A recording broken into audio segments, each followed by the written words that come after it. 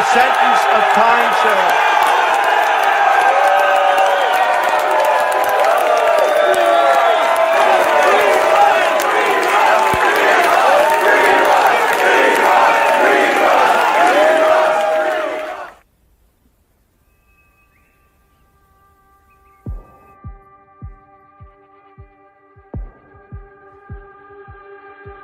Is there anywhere on earth where a man can still be free? Will he bear the weight alone, or will he have to bend the knee? Is there no one in this land who grows tired of the game, where the wicked gather stones and build up prisons in our name? There's a story that you've heard before. It's been told in every age of a gentle soul misplaced inside a cage. Whoa, whoa, whoa, free Ross, whoa, whoa, whoa, free Ross. An honest and philosopher, embattled by the steel of a style designed to force all men to kneel. But he's patient and determined in his endless duel with time, in a sentence unbefitting of his crime. Will you bend your ear to listen? Will you turn your face to see the injustice staring back at you and me? Whoa, whoa, whoa, free Ross,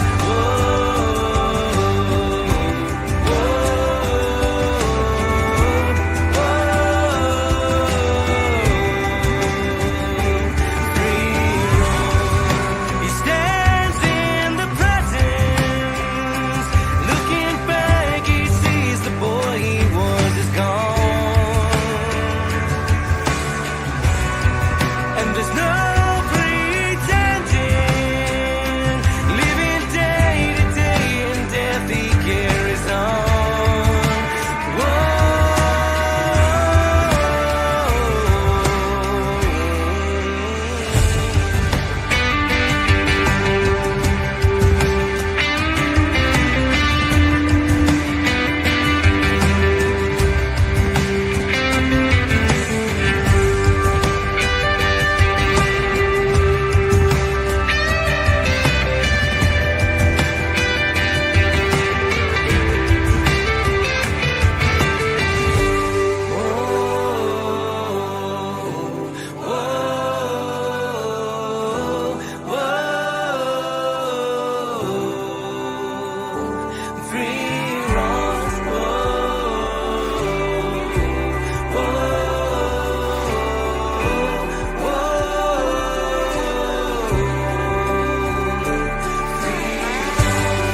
There's a fire inside that burns in you and me, and the truth denied is what will set him free.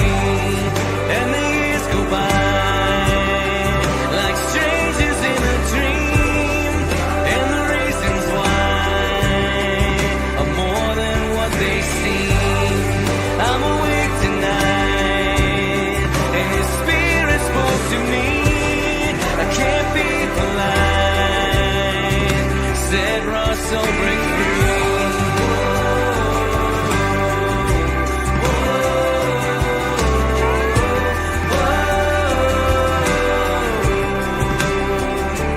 Free Ross.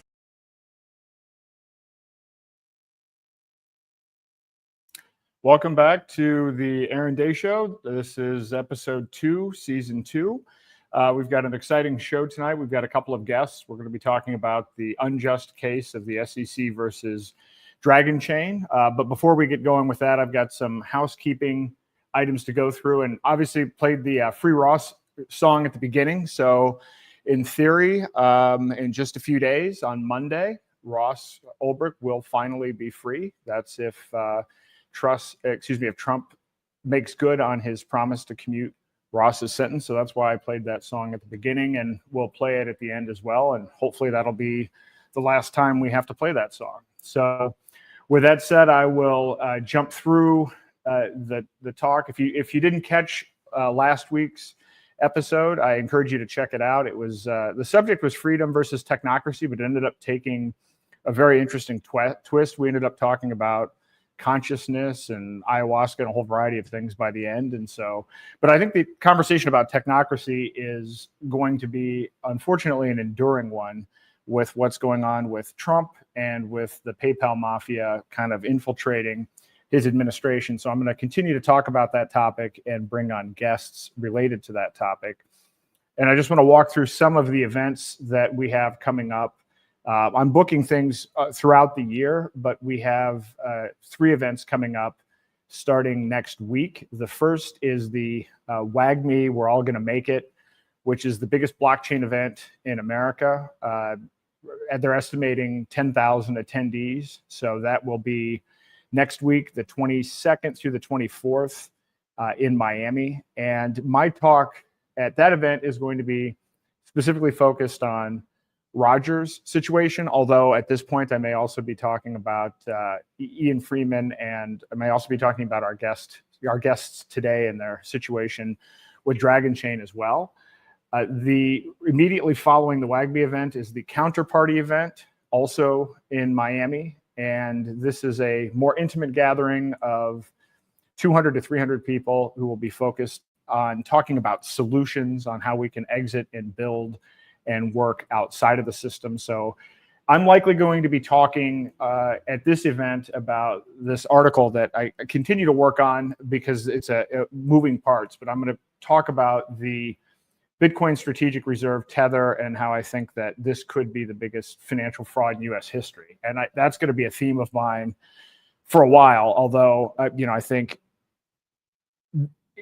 we're going to get the Bitcoin Strategic Reserve or not in fairly short order. So I'm not sure I'm going to be able to prevent much, but I'm going to try to send out some warning signals on that. And then immediately following the Counterparty, I'm going to be in Mexico, Morelia, Mexico, at the People's Reset from January the 22nd through February the 2nd. This is also a very hands-on event with a lot of workshops and people talking about things like using alternative currencies, growing your own food. It is very much an exit and build event that Derek Brose is putting together. And Derek has been doing some excellent work for years on these topics. And then next month, later in the month, I guess a couple weeks after that, I will be at Anarchapulco talking about, it's February the 27th through the 21st. And so that's probably going to be more of an updated CBDC, technocracy, and alternative currency talk. And just as a reminder, we're still working aggressively on the Free Roger Now campaign. So I encourage you to go to freerogernow.org and sign the open letter and learn about the case. Hopefully Roger will be added to this early pardon list. And if not, there are several ways that we can get him out of this. I mean, one is he could win his extradition case in Spain, in which case, he could suddenly be a free man at any moment. The other is that the DOJ drops the case. The other is that he resolves the case, or then there's a pardon. So there's certainly a multi-channel approach, and we'll continue to be following and sharing content on that. And I encourage you to share the content as well. Also, there was an event today in Concord, New Hampshire, at the State House in support of Ian Freeman. There will be an appeal hearing for Ian's case on February the 5th in Boston. And so my wife and I will be attending that. I encourage you to attend as well. It is always helpful to have a strong showing. We certainly packed the courthouse and then an additional courtroom for Ian's sentencing hearing. And, if there's any justice at all, he should have a really good shot at getting this case overturned. And so we'll keep an eye out for that.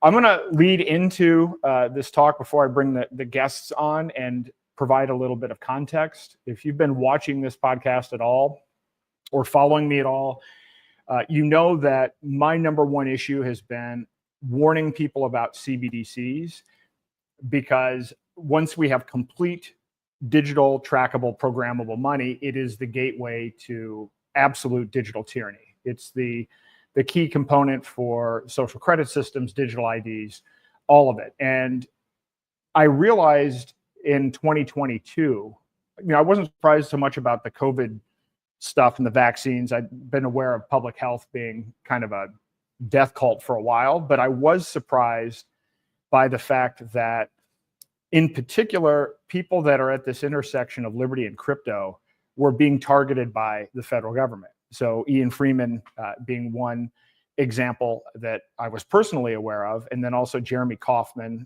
who started Library. Both of those they're both free staters, and I was really curious as to why significant resources were being spent on people that were, promoting liberty and ostensibly following the law, because both of these were cases where a massive amount of time and resources and people were spent on these cases. And so that's when I really uncovered and did a deep dive on CBDCs and realized that globally, countries all over the world, now 134 of them representing 98% of the GDP, are at various phases and accelerating the development of CBDCs. And along with that is, in order for CBDCs to be successful, because once people realize how bad they are and how tight of a digital leash you're on with CBDCs, people will start looking for other alternatives. And that's where the government regulation kicks in. So what you'll see on the screen there is President Biden signing Executive Order 14067 on March the 9th, 2022. And I think this leads into the conversation we're going to have with our guests today. And it also impacts Ian, and it also impacts Roger Ver and many others. What this executive order did was it authorized the United States to pursue a CBDC, and it also authorized a whole of government approach to cracking down on crypto. And when I say a whole of government approach, I mean a whole of government approach. And by the way, this needs to be updated. This was an old slide that I did, but when I say whole of government, the SEC has cracked down on more than 127 companies. You have the Department of Justice going after coin mixing services, so services that seek to take transparent blockchains and obfuscate the transactions, so basically adding privacy to the transactions. There have been numerous arrests and people targeted there. You have the FDIC and others, and actually the Federal Reserve working with the SEC to collapse banks that are, crypto friendly. And I'm not even talking about debanking. I'm actually talking about, in particular, Signature Bank, Silvergate Bank. Those two banks had a service that was competitive to the Federal Reserve's FedNow system, and so it could be argued that they were targeted. You have the CFTC, which had 47 actions in 2023 alone, really going after digital assets and DeFi.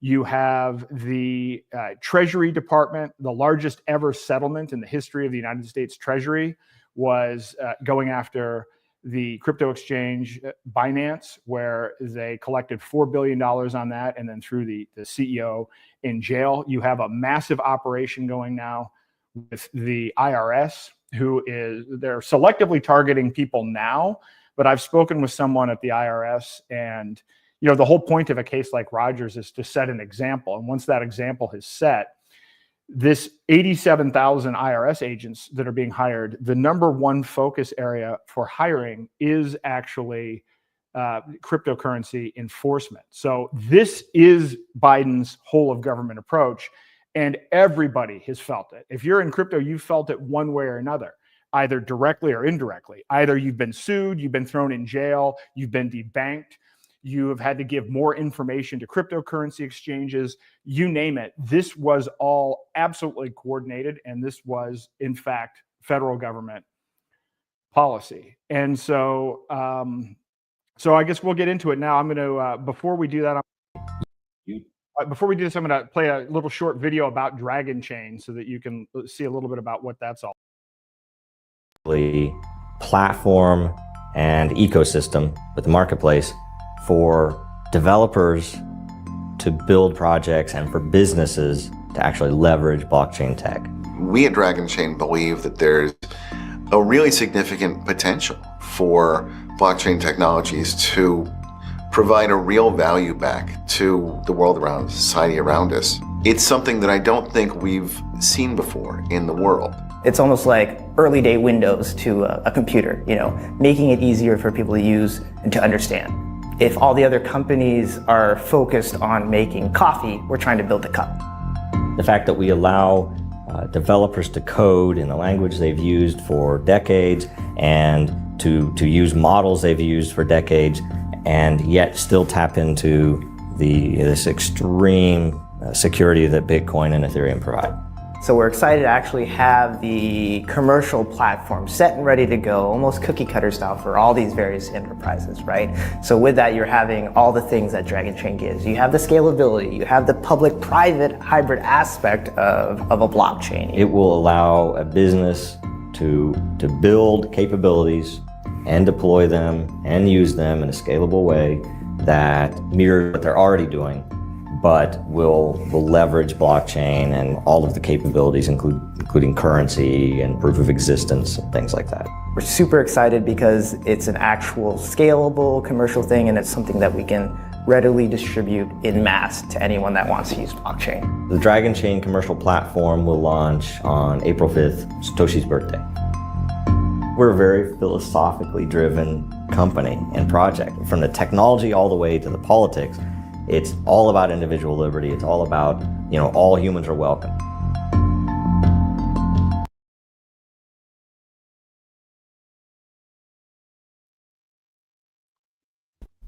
All right, there we go. So that's the short. I'll introduce these guys, give you a little bit about their bio, and then have them talk as well, and then we can get the show going. I met these guys. Actually, I was a guest on Joe's podcast, World Blockchain Roundtable. In fact, it's a recurring podcast that's on every Thursday at 11 o'clock and Eastern time, and I actually encourage you to check it out. It's a phenomenal show. They take on interesting topics each week, and there's usually a panel with anywhere from, it could be 4 to 7 people with a whole wide range of expertise. And so that's how I actually got to know these guys. And this is one of those typical stories where it always seems where the SEC or whoever the government is, they're targeting people that are promoting individual rights and promoting freedom and building real solutions. And so this is it's unfortunate that this situation even exists, but it does fit the typical model. So I'll give you a little background on these guys. So Joe Roets is the architect, founder, and CEO of Dragonchain. He has over 20 years of experience in software architecture with a focus on security and scalability. He's worked on a number of technology startups since the mid-90s and has been a thought leader in blockchain technology since 2010, contributing to projects at companies like Overstock, Coinbase, Lockheed Martin, and the Walt Disney Company. Dragonchain itself was originally developed from Disney's incubator as the Disney private blockchain platform before it was spun out into Dragonchain in 2017. So he's known for his visionary approach, aiming to bring blockchain technology to businesses in a scalable and secure manner. In 2022, Joe and Dragonchain faced legal scrutiny from the SEC, being charged with conducting unregistered securities offerings, raising $16.5 million through the sale of DRGN tokens. Despite this, and as we'll discuss, these were actually utility tokens. And Greg Lang is the founder and CEO of Rivet, previously known as Open Relay, where he's pioneering blockchain gateways with a focus on privacy and scalability. An extropian cyberpunk at heart, Greg's vision has led to innovations like Ethercattle and Cardinal EVM, enhancing blockchain infrastructure. His leadership has forged key partnerships, including My Ether Wallet, and he's a recognized speaker on the economics of privacy by design in the blockchain space. And I also understand that you have a background as a lawyer, even though you're not a practicing lawyer, which I actually didn't realize that until about a week ago. So both of these guys are absolutely incredibly sharp and incredibly principled. So I really look forward to the conversation, and thank you guys for joining.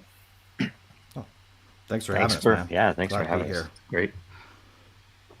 So I guess where to begin. So I mean, I played a little short video, but Joe, do you want to talk about? Because so my audience, it's kind of a weird combination. I mean, on the one hand, you have people that have been in crypto for over 10 years and are hardcore. On the other hand, there are a lot of people that come to the show because they've just started learning about CBDCs. So it'd be really helpful to give kind of a really high level background on you and Dragonchain, just what it is and so forth. Okay.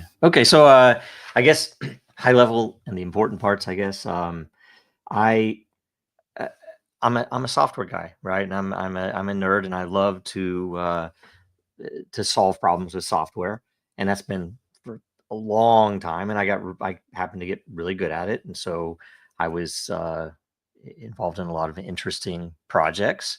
And at one point, we had a very small little research group, and it was engineering research, so it was kind of applied research. And one of my guys brought in Satoshi's white paper, and he said, "Hey, we should maybe look at this," because that's what we would do. We would look at new tech, see where we could apply it for our customers, and it was fun. And I took it out, read it over the weekend, came back, and we the whole team, it was it was okay. It's everybody needs to understand this so that we can catch the things that I might catch stuff that somebody else doesn't, and vice versa. And we essentially started off with, okay, everybody has to either mine or acquire some Bitcoin, and this is 2010, right? So you had to go through all the stuff to get a Dawala account and get your bank account hooked up to it, and then transfer money into Dawala, and then from Dawala into Mt. Gox, and make your purchase and get it out. And that was the beauty of Bitcoin, is you don't leave it there, right? And so I did a tiny bit of CPU mining. I did, and from there we then did anything we could with it. We went straight in and tried to understand how it worked, and how where it didn't work, right, or where it might not scale if you got a lot of people using it. And the interesting part, because we were just building stuff, and we ended up open sourcing some libraries, and Coinbase then hired us to build some more of their libraries, and it was fun, really fun. But the thing that kind of came up was when I do what I do, which is, I look at software systems, and I see, the parts that are inflexible, and I basically try to work to find the ways to make those parts flexible, to make it so that you could integrate it, to scale it, whatever, depending on the goals. And with blockchain, with Bitcoin, and at the time, I looked at, Namecoin existed as well. I was a big fan of Namecoin in the early days. And it was interesting because as we were building things, we were learning. And I found a bunch of very interesting angles that, no one was looking at. And I, for whatever reason, I was definitely interested in, at the time, Bitcoin, and, how it's market, what limited there was, how the markets worked and everything else. But I really started to look as much as possible at the things that weren't financial in nature, the things that, how could we apply this for, the security, for the identity, for, historical use. And I found that, there were several things that you had to do. You had to have it scalable, for one, that we needed to solve the scalability problem. And that includes what I call the economic scalability problem, that even if you can put, thousands or millions of transactions on chain, you also have to be able to afford to put them on chain without blowing out, a fee market or whatever else there might be. And so started just doing everything I could, looking for places to apply it. I worked for early on. I worked for when Overstock was doing their early work, and when they then left to Symbiont, I was working with them, and all the while, everywhere I went, it was too niche. I was trying to do something that was very broad, and most of these places were trying to solve a specific problem, and I'm sure I was useful, but it wasn't really what I was targeting. And so when Disney called, and they called me not for the blockchain reason. They called me for my experience as an architect, and security and scalability and everything. And so they moved my family up to Seattle, and I started working on that stuff. And very early on, one of the people at the Seattle office at Disney, pinged the group where, it's kind of like the random group on Slack, right? Where everybody just, throws interesting stuff, and said, "Hey, who wants to talk about Bitcoin? I want to learn more about Bitcoin." And I said, I said, "Hey, I'll be there." Right. And so a bunch of people gathered, we started talking about stuff, and it was super interesting. And it was the beginning of what became the Disney private blockchain platform, and then Dragonchain. And we started to apply all of those principles, all the things that I had come up with that I needed to test, right? I needed, hey, does this really work? Where can it be improved? And, that was in 2014. And we started just building and building and building. And what it came to, though, was that, at some point it made sense. And a lot of it was trying to explain to upper management why we needed to look at this. How will it benefit the organization, and all of the real utilitarian things. And one of the things that really rang true, that people seemed to get, even if they, it's hard to really bring it in, especially back then, was that, if you look at Bitcoin, and at this time, Bitcoin was still very young. And it was just now that a lot of, Ethereum was, you're starting to come out, and a lot of other projects. But the thing that was so interesting was that, if you came down as an alien and you landed on Earth, and you looked at, what are these Earthlings doing, you would notice this odd thing, this decentralized network that for some reason had gone from zero to crazy in amount of energy applied to it on Earth, right? Now that's dollars and actual power applied to the Bitcoin network for security. And it went from nothing, without a leader, without without someone going around giving TED Talks, or actively selling it. It went from zero to being the largest compute concern on Earth, where it was outranking all of the supercomputers that all of the governments had put together. And that, in my opinion, was kind of the proof pudding that this technology, and you could go through a bunch of different reasons why, but this technology can affect human behavior. And that became kind of my real push at Disney, was how can we use this technology? And we have to hit the scalability, we have to make it affordable to use, we have to make it flexible, we have to make it so that a normal coder can integrate into it. And it is my theory since way back then that this technology is very unique, because it's a self-driver, effectively, where because it's transparent, and because it has a mechanism to reward people for doing some behavior. And in Bitcoin's case, the only the primary behavior that it rewards is mining. you could say that it has a secondary or tertiary effect if you're holding, or if you get involved in crypto, and you can make gains other than mining.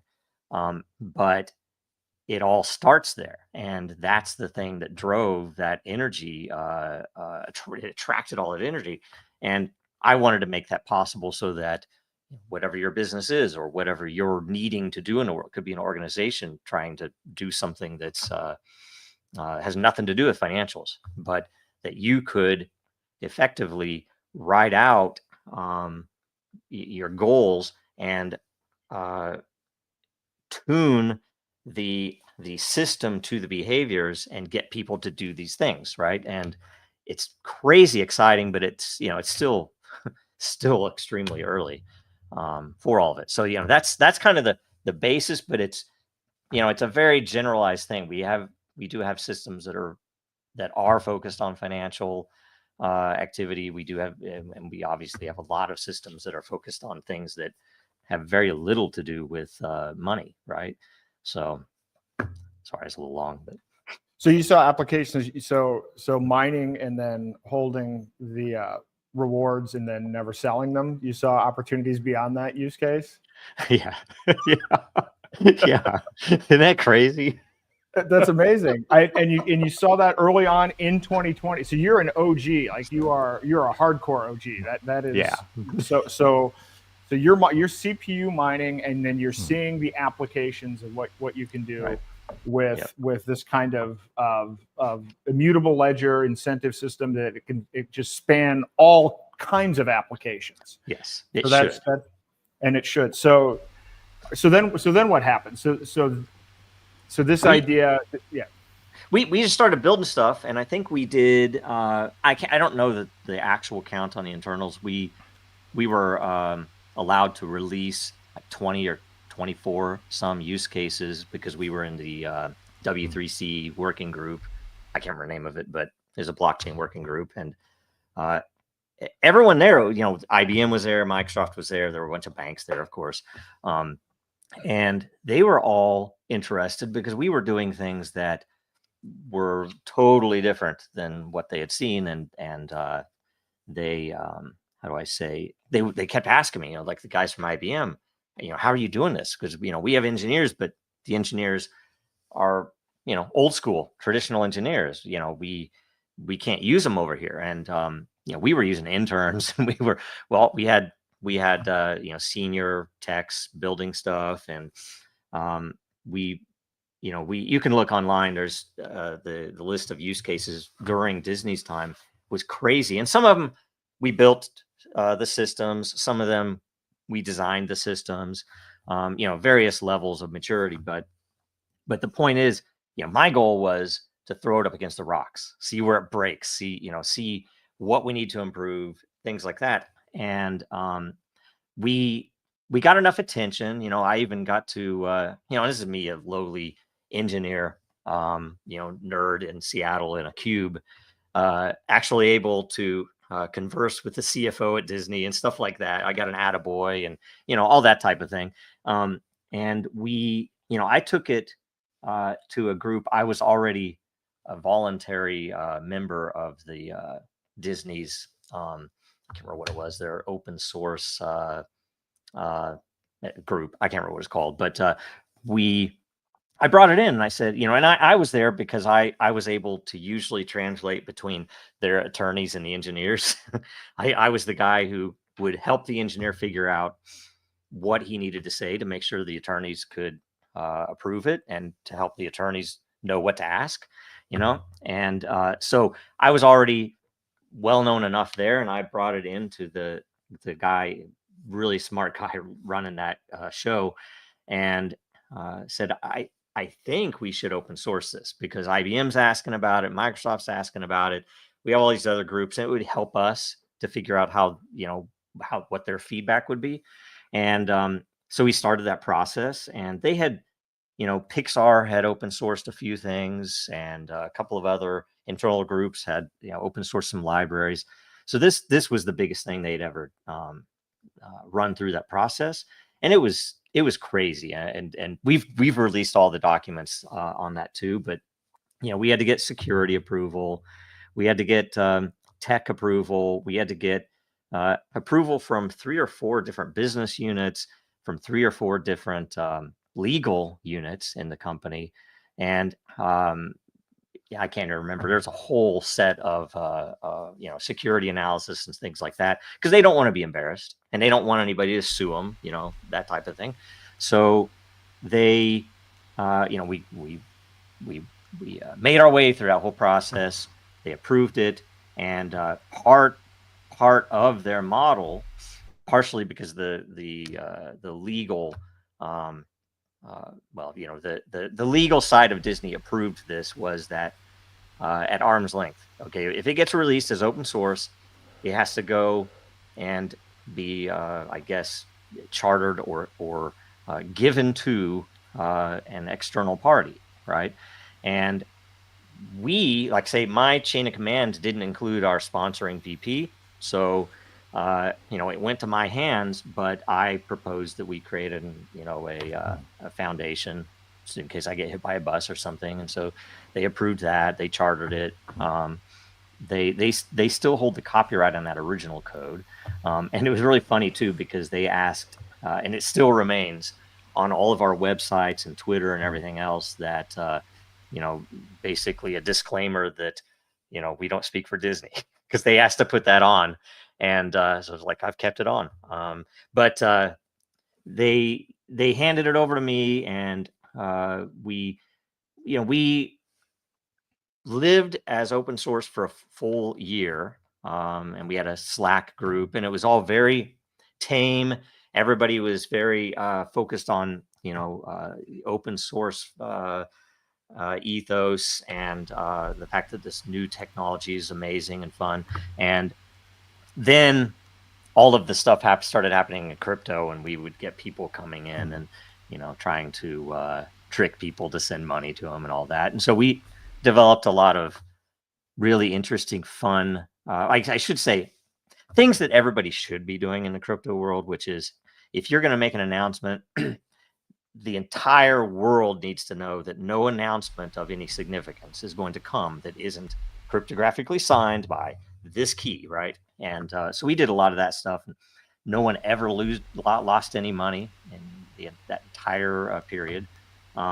And a year later, not all of the team, but quite a bit of the team left Disney to come over and commercialize the product, and we've been building ever since, and attacked ever since. But maybe one and the same, right?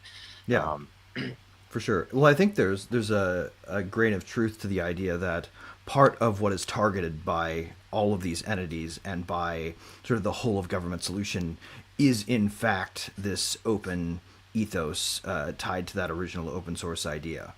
The one of the best collateral attacks they have is to try to do things like they're doing to Roman Storm, right, where they're getting vicarious liability on projects that are open source and their developers for what wrongs people commit with the software, which is sort of just a first foray into what's happening with Dragonchain. Like they're being very specifically targeted for something else, but definitely already in the milieu of targeted things as soon as you're in the open source space and you're dealing with freedom tech. It's true. Yeah, that's a common thing that they do, and conspiracy is another thing that they can use. I know in Ian Freeman's case, he was charged with a whole bunch of things, and one of them was money laundering, and the other was conspiracy to commit money laundering. And they ended up dropping the money laundering charge, but the conspiracy charge still exists. I mean, this stuff is absolutely ridiculous. And then they blamed him for the actions of one of his customers, which, so they do. It's easy to do with open source, and again, I don't even know how we fix this, because this isn't even just applied to open source. I actually was in I think I've mentioned this before. I ended up in a defamation lawsuit for 5.5 years, and I was in a defamation lawsuit that went on 5.5 years, where I made no defamatory statements, where my co-defendant had already lost a lawsuit, but these were separate cases. So I was being sued just simply for conspiracy, even though I'd never made any statements whatsoever about this guy. And this process Right. drug on for, it was originally dismissed, then it went to the Supreme Court, and then the Supreme Court said, no, we're going to reverse it. And so we ended up going to mediation, but I mean, 5.5 years later on something that's absurd, right? And people have no idea. But most people, this is something that I've found, I don't know if you guys have found this as well, but until you've interacted with the legal system, most people have no idea what it actually is. Like, no idea. I mean, if you come out of, I went to public school, and it's like, okay, well, this is how here's a vague understanding, if they even have that now, with, I think, only 22% of 8th graders passing civics. I don't even know if they have a basic idealized version of how courts work, but you can't imagine how bad it is until you've actually. Yeah. Well, I mean, that was why I left the practice of it, actually. When I studied law, I thought it was this beautiful, harmonious thing that I could use to make change in the world, right? If I could get the powers that this education would offer me, then I could turn the system's weapons on it to do justice. And as it turns out, you're just participating in this meat grinder, this completely inexorable machine that is ostensibly on the surface about the law, but is ultimately a cost generation mechanism and a time suck mechanism designed for the purposes of lawfare when it comes to targeting these technologies, right? Go ahead. Yep. Oh no, go. You were gonna. Well, I was gonna say, was there a particular moment? Was there a defining thing that caused you to step away? Well, I was always in law school. I went to law school in 2007, right? So right before the 2008 collapse, and the law profession changed dramatically then in terms of opportunities for new people coming in. So that was sort of the first instances. I trained for. I really wanted to do advanced litigation type, advanced civil procedure for class actions. That was the thing that I found the most passion in, was just this heavy procedure mixed with heavy procedural due process, constitutional law concerns. I found a lot of joy just in the puzzles. And I also found a lot of injustice in the way that some of those things were used on people trying to do things that were bigger. Like if you wanted to deviate from the norm as a company, you were exposing yourself to class action lawsuit risk in a lot of ways, in a lot of cases. Well, I didn't get to do that, right? Like the market fell out, and so I ended up working for a small time solo practice that I became the second lawyer at, doing just straight up contracts work. And I watched as business after business that we defended was just destroyed by all of this litigation. And mostly the thing that destroyed them wasn't that they were losing their cases, but it was that by the time they got to the end of it, they were out of operating capital. They were drained of their resources. They were drained of their energy and spirit, and they'd give up, right? Like, and I didn't even feel good about participating in the defense, even when we won.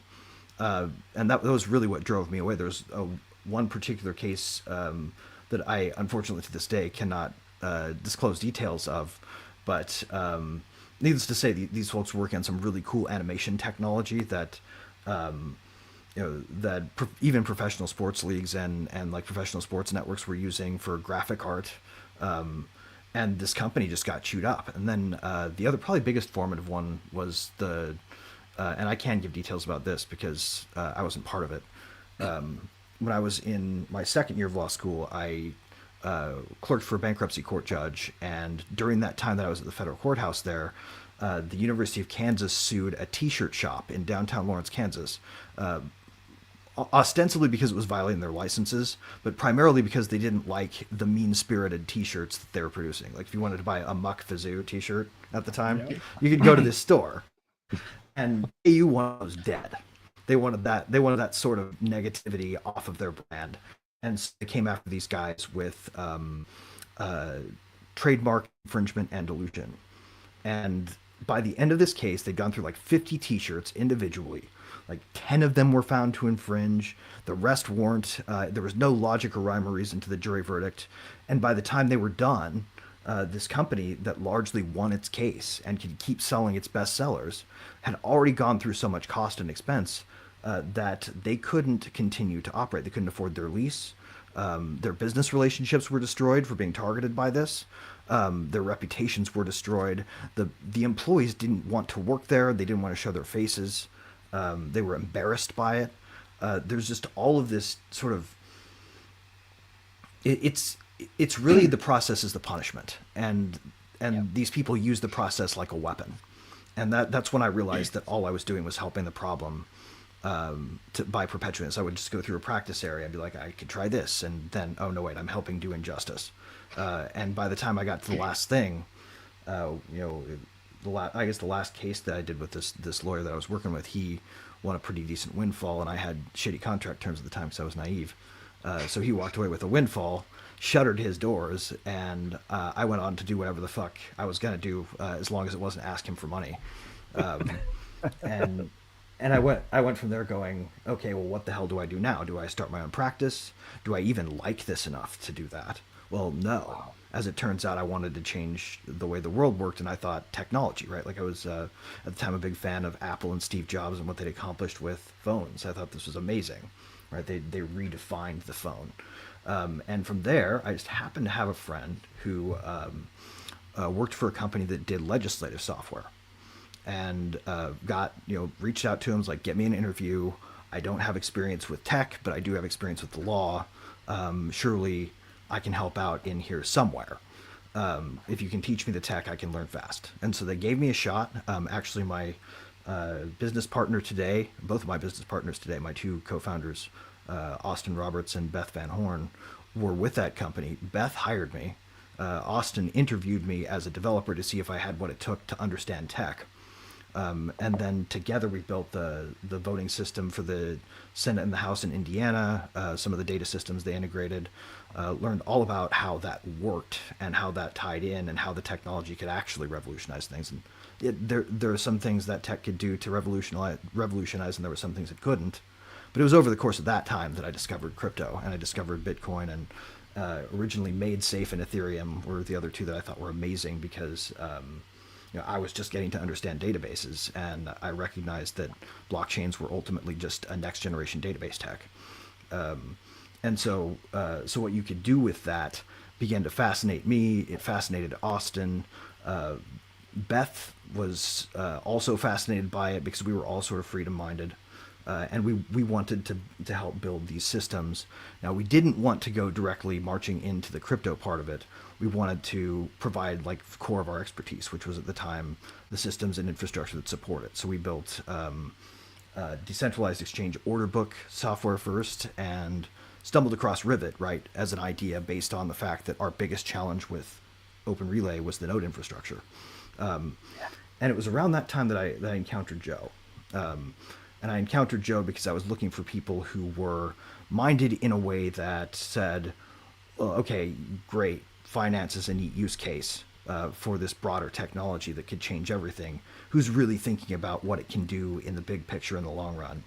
Who wants to use it to, for instance, make deeds and titles work better than they do for people, especially in places where warlords can take your land if they have somebody that they can point a gun at in the office that keeps the deeds.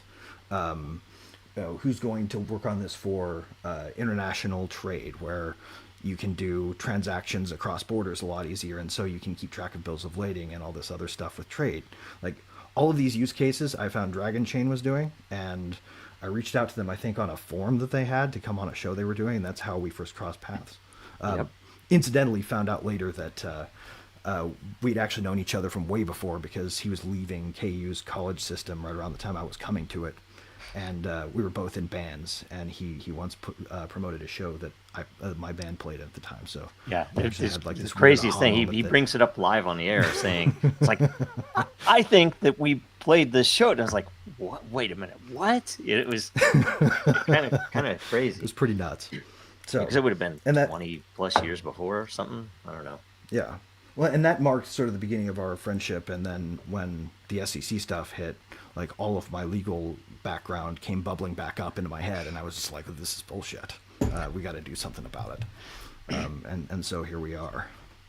Yeah. So let's get into that. So how did the SEC thing happen, and when did it happen? So you start Dragonchain. So how long after you kind of open sourced this project? How long from that point until the SEC got involved? And before you answer that, I do want to say this audience should be familiar with this. If you've watched the Roger Ver stuff, this is a classic, another part of the problem. I mean, the lawfare is horrendous. And one of the aspects of lawfare is you can't speak on your own behalf. If you make public statements, what are called extrajudiciary statements, the prosecution will use it against you. So if Joe goes and makes a whole bunch of statements and in a certain way, the SEC will like document that, and then they'll add it in as part of the case and as part of the evidence. And so so this is why we're gonna, Greg is gonna talk about some of this stuff. So just so that you understand Yeah, and I'll say it's really funny because I generally, even when we had I'll get into that. I'll start from the beginning as you asked, and then I'll tell you the stuff that's interesting about that legal side that it's a very interesting thing. As you said, this is my first real experience. I'd been several times an expert witness because I know tech and I can help projects out that way, but I'd never been in the middle of something like this, let alone with the feds, the big guys. And so we come out in October of 2016, right? They pounded the gavel at Disney and said you're approved to release. So I went and clicked the button on GitHub, and we were out there, right? And we survived in the early, and it was basically a process of trying to get as much feedback as possible, figure out how people outside of Disney wanted to use it. We had to remap some of the concepts for a more general approach. I mean, the original framework was built for inside of a large enterprise, and so there were unique different aspects.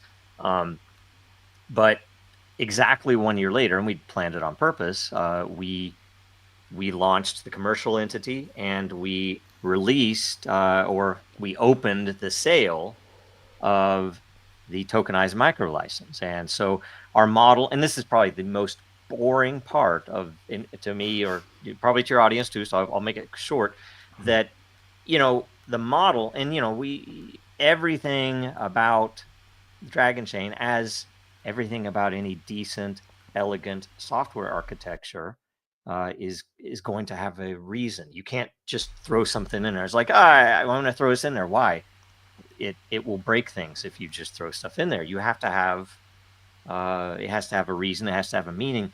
And, when we left Disney, all of a sudden, you have to have people run your nodes, right? At Disney, you would, if in fact, get other business units to run nodes. So they would validate your transactions and vice versa. And it was a trade-off. We didn't have a coin inside of Disney at all, no token. Now, individual projects had their own tokens, but the network itself was token free, which is, pretty weird. And when we came out, we had to decide if we, do we need this? How does it work? Why would we need it? And the model that made the most sense to me and to the team was this approach of a tokenized micro license that instead of it being you think through software licensing, again, boring world, but it's a meaningful thing that, older licenses tended to be, you would buy a version of a software, new version comes out, you have to buy it.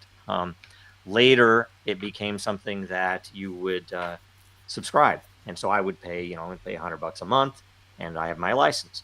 And the thing that we were trying to approach was to marry that with the commodity approach of where cloud was going then, with AWS and with Google Cloud and others, Microsoft, where instead of subscribing, I'm going to pay for resources. I'm going to pay as I go with these tokens. And so it made really good sense because, number one, the tokens themselves can act as various security mechanisms.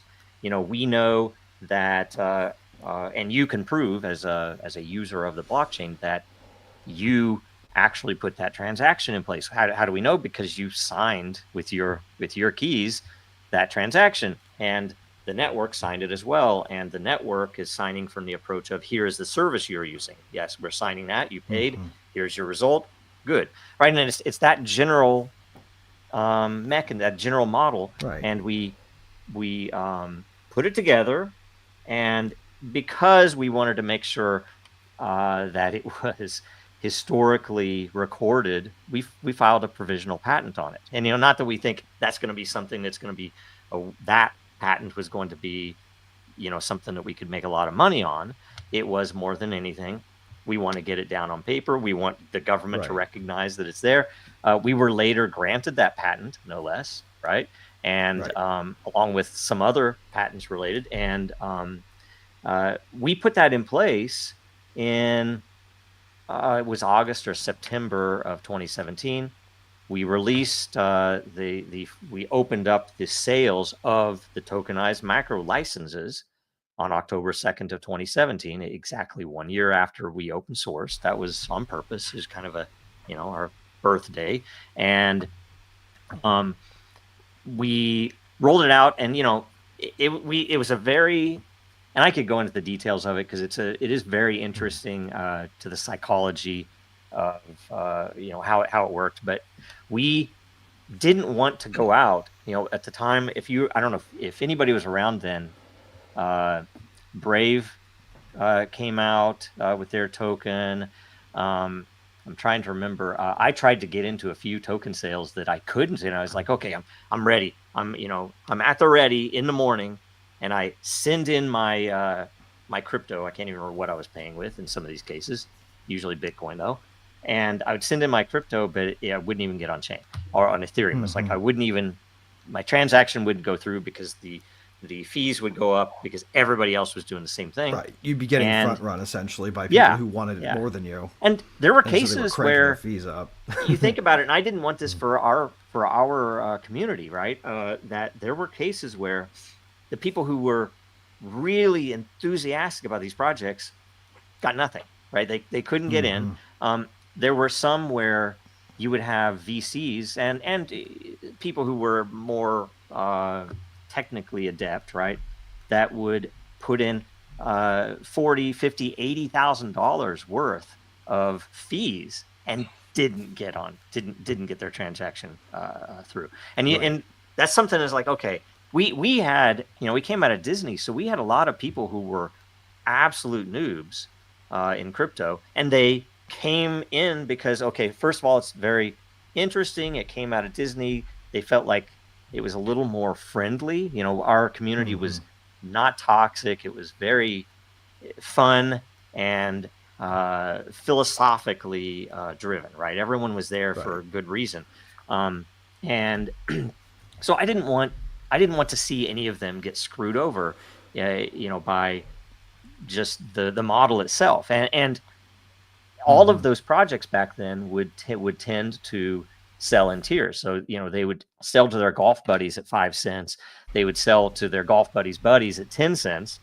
They'd sell to the, the wider community at 25 cents, and then to the public at 50 cents or $1. And everybody, basically getting ready to dump on everybody else. And that, it was like, it's a poor model if you want something sustainable where everybody is happy and committed. Yeah, well, and to a certain degree, it was nuts too, because a lot of this was self-imposed on these projects. Like they thought, oh shit, ultimately they're going to try to regulate us, but maybe if we pre-adopt all the things they're likely to shove down our throats, maybe we'll stave off their ire.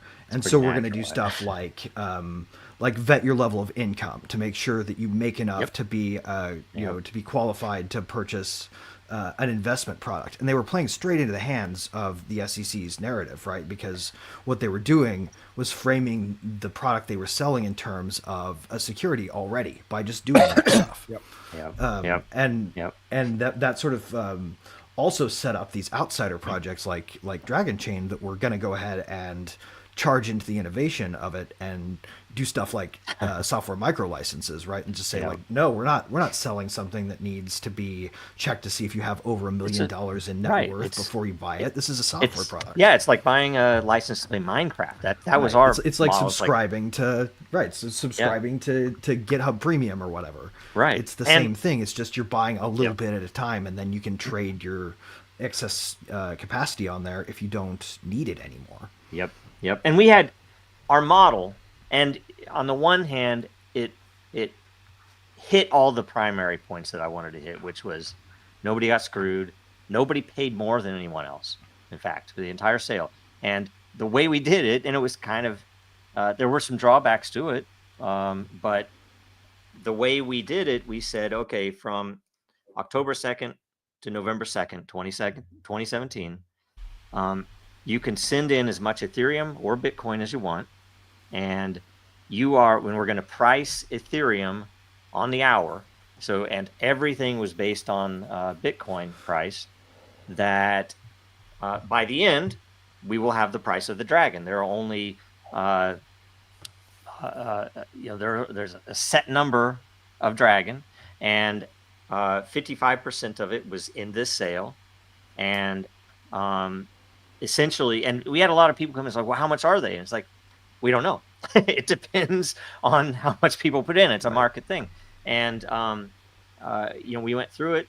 It worked out well. We only brought in 12.7 million. And a lot of it was largely because people didn't, it was a super interesting thing because if you look at the people that gripe about us or that, that say things about us, some of them will say that we don't do any marketing, and some of them will say that we are overhyped back then, especially, right? And it was really interesting because that sale, because no one wanted anyone else to put money in, they wouldn't tell anyone, right? Because the more money came in, the smaller share they would get of those tokens. And so it was an interesting thing that I think it came to 6 cents and some fraction of value per token that went out. And as soon as the sale ended, we went through multiple more traditional world audits, but looking at the blockchain transactions, we gave it to 4 independent auditors to review all of the transactions, make sure that anybody who got something in within the window of time was counted, and make sure we didn't make any mistakes particularly on the Ethereum price to Bitcoin, right? And when we finished that, we distributed them, and we have some pretty unique legal guidance where we're not allowed to solicit exchanges.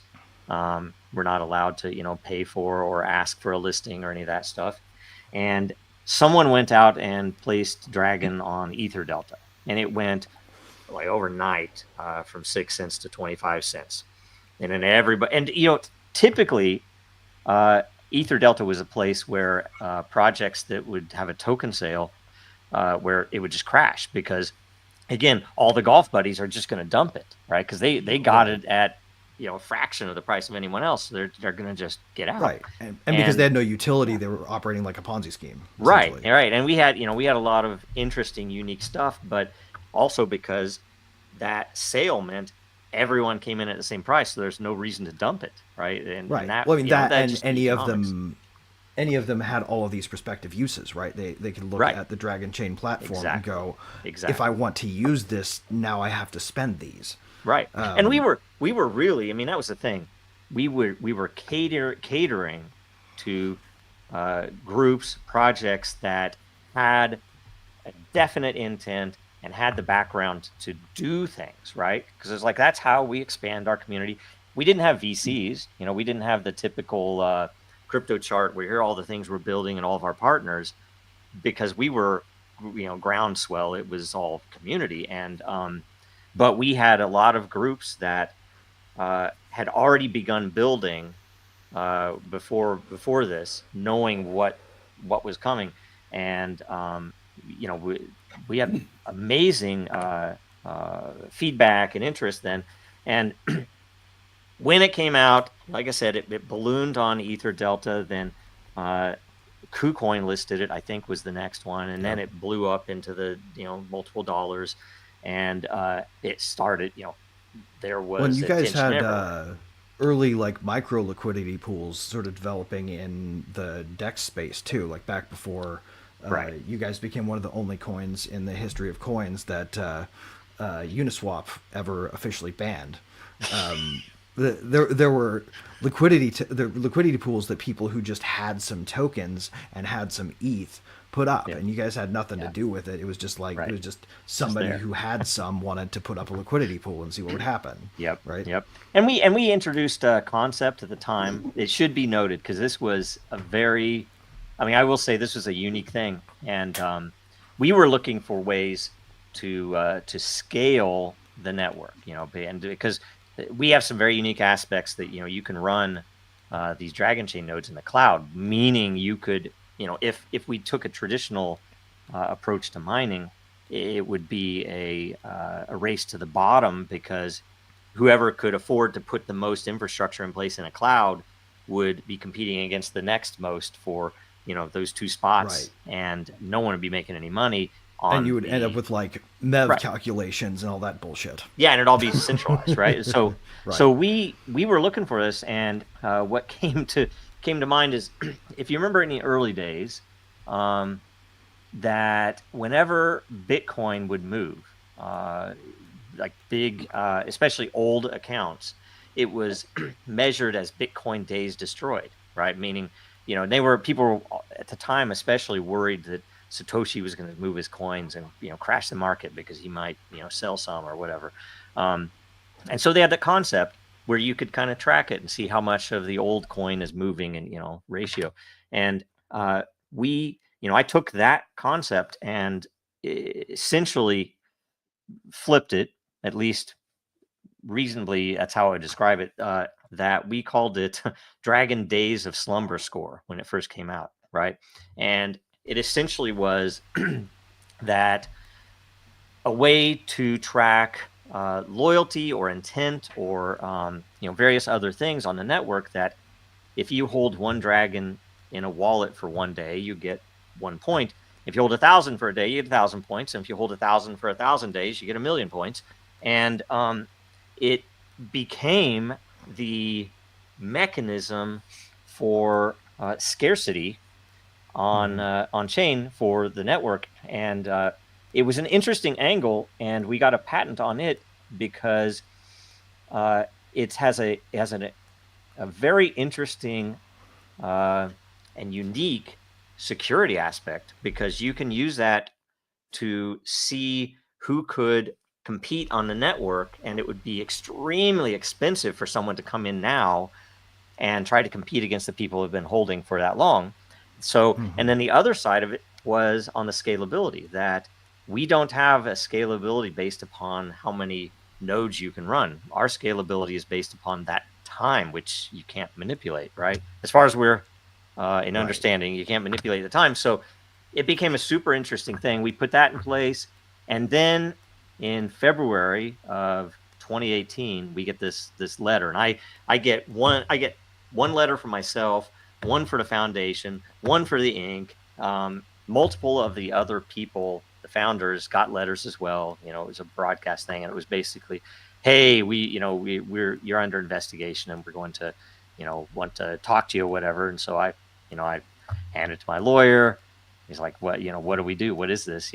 And thus began the, millions of dollars spent on legal, and I'm, again, I'm an engineer. I'm just saying, hey, these are the experts. I'll go to the people we know. We've worked with a few firms, and I've learned quite a bit about the law, and a lot more about how law firms operate than I would ever care to know.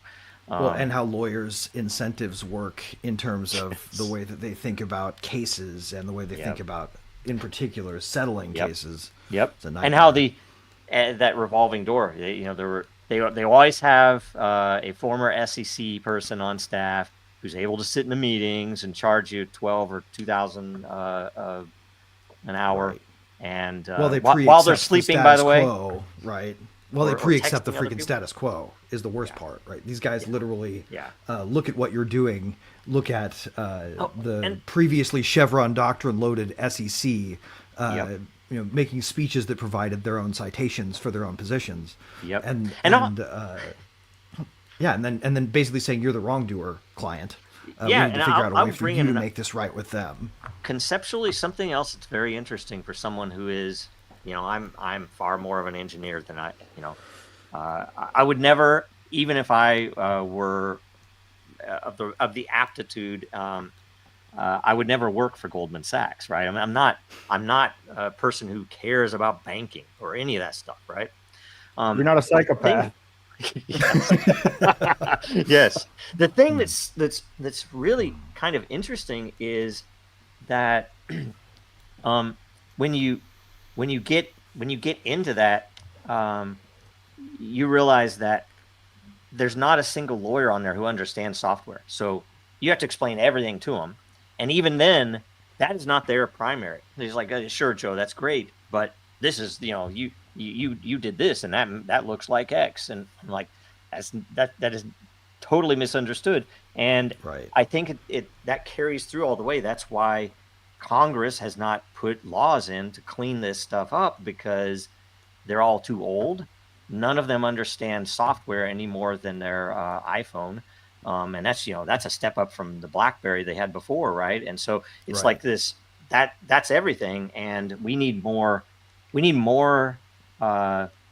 engineers and non-lawyers in government. But you think about all of the regulators are attorneys, all the Congress people are attorneys, all the attorneys are attorneys, and we're here in the middle. And I will tell you, too many software people let their attorneys, especially in the crypto space, let their attorneys make these decisions, and it's not good for the software. Yeah. No. Oh, and what's even worse is they had like a level of.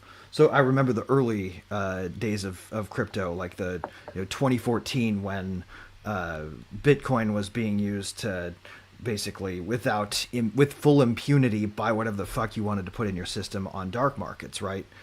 Back before they caught Ross, and that was just this thing where I remember these developers would just be like, yeah, we're hardcore, we're cypherpunks, we're gonna fight the good fight and win. And then the second things get rough, these people roll so fast over for these authorities, and the lawyers that are tasked with protecting them just encourage that, right? They'll say stuff like, you're going to lose everything, or you're not cut out for prison, or whatever, right? Implying you're going to get prison raped as a software developer with all these hardcore dudes or whatever. It's a system designed to railroad you into their framing. It doesn't care about how the software works or what you might do with the technology differently from how things were done in the past. So I think it's important for people to listen to this, because this is really what happens. This is exactly what happens when you enter these lawsuits. Because if you've got this idea that, well, it's the legal system and it's all about finding the truth and it's all about following strictly the law, it has absolutely nothing to do with it. What they're describing here is replicated everywhere. I mean, there's, in fact, it's set up as an adversarial system, but in no way is finding the truth a primary value in this process. And so I think it's important for people to hear this, but I do want to take one step back. So you're 2018 when you get your first letter. And I think for people that aren't familiar with this, not that I think people should be able to engage in trade, and the SEC regulations are ridiculous to begin with. But nevertheless, there's a distinction between a utility token and an investment token, I guess. And what you've described is a utility token. And if you go to the Dragonchain website, you can see a list of all of the different solutions and ways that you can use these tokens. And so it has an actual practical application. But I don't know if either you, Greg or Joe, do you want to talk about the difference between a utility token and a investment token?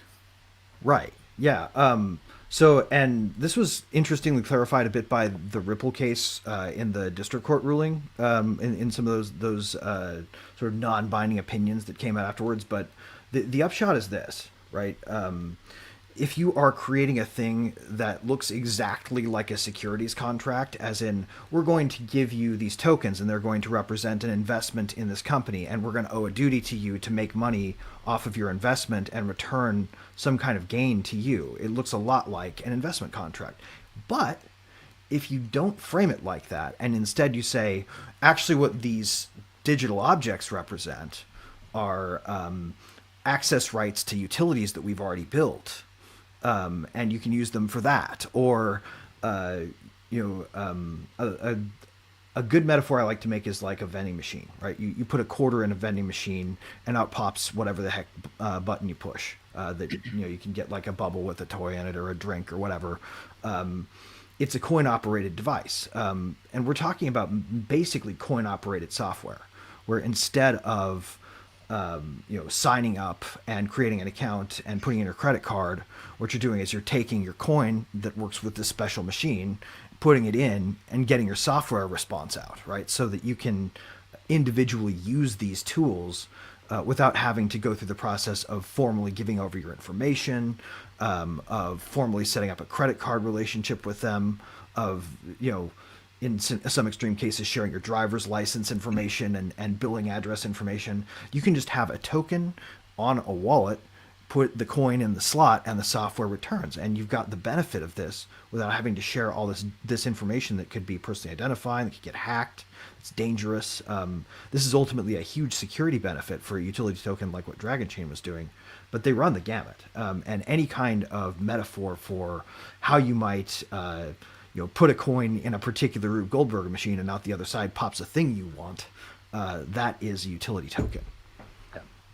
So this seems pretty clear cut. You have a utility token. There are specific use cases.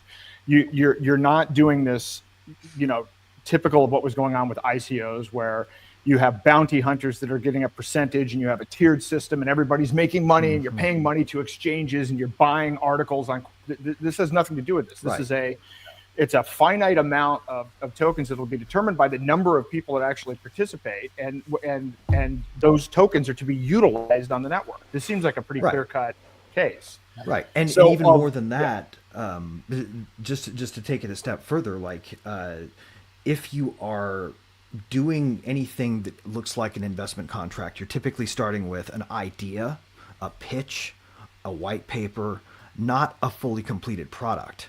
You're financing the build of it with your token if you're like every other ICO. But with Dragonchain, they had already documented to death the creation of this open source stack, right? They had spent a year developing these projects before they even released it. There were places to put the coins before they sold the coins. It wasn't funding the creation of the thing. This wasn't something where we have this great idea, and if you buy all these, then someday you might get the benefit of them.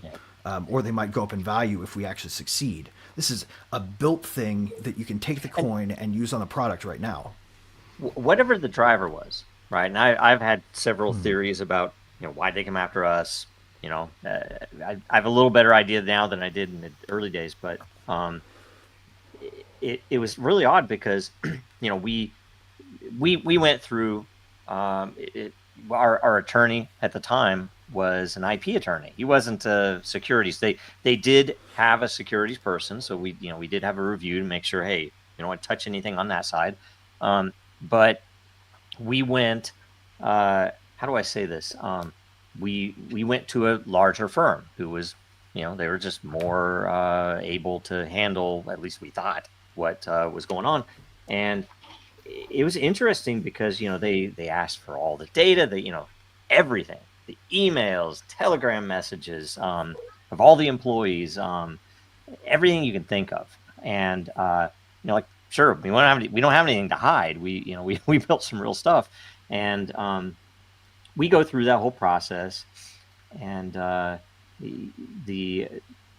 how do I even say it kind of floors me because when they would come in, they had me go fly up to Chicago, sit down with them, answer questions. I'm like, okay, lawyer says probably a good idea, and I wasn't scared again because I'm a software guy and I can explain to the depths of how this thing works and why, and I can tell you every single decision in the architecture and in the implementation why it's there. And it's really funny because they tried all these little gotcha things. They would pull open the white paper and say, okay, when you released, when you sold these tokens, how much of this was built, right? And it was funny. Well, it's like all of it. And I say, now, if you get to the 5th or 6th page, there are some things there where we describe, what can be done and, some interesting aspects. That wasn't built, but the whole core of it was built. And Disney would have never let this out the door if that stuff hadn't been built. And what's more, they didn't, Joe, to your didn't point care. there too, this is common with open source projects, right? You need an anchor case. When you build an open source project, you need an anchor use case. And that anchor use case oftentimes has to be built by the people who promote the open source repository, right? Yeah. So if you want to have this tool be used, you need to teach people what it's for. Yeah. And to do that, oftentimes it's- the best way is to build the tools yourself and sell them. Yeah. And so the fact that there were speculative ideas in there had no bearing on you're funding these speculative ideas. No, you're not. You're being given examples so things you might build.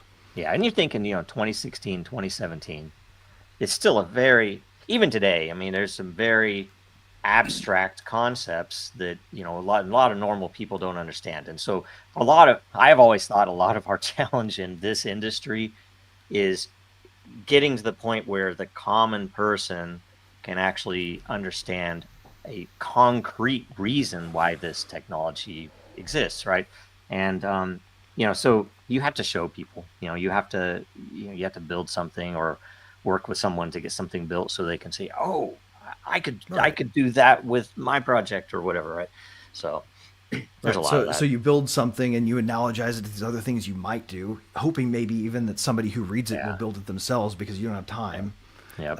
And then they turn around and try to say gotcha with this, like, oh, you hadn't built this yet. You were obviously trying to fund the building of this. Yeah. It's like, Yeah. well, no, that's actually not at all what we were doing. Let me explain the software again to you while you pretend that you're interested and at the same time take notes of gotchas you can throw at me. That's a big part of what it was for you guys. Yeah. Yeah. Well, I do want to take a step back because I had, and I know we've talked about this on the other podcast. I had Stephen Nerioff on.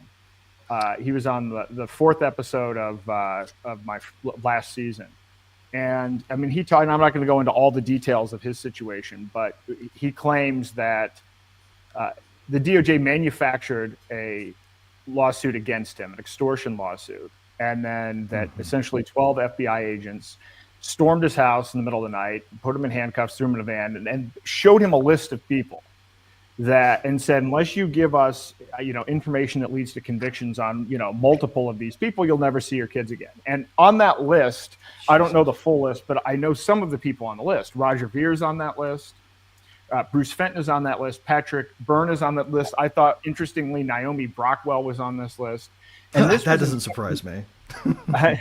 So this was 2019, and so the one thing that I knew about the list and what I saw of it and what he said of it, it was completely an overlap of Liberty and crypto. So if you're trying to ask, because there are 20,000, I don't know how many coins there were, but there were ICOs that were clear scams.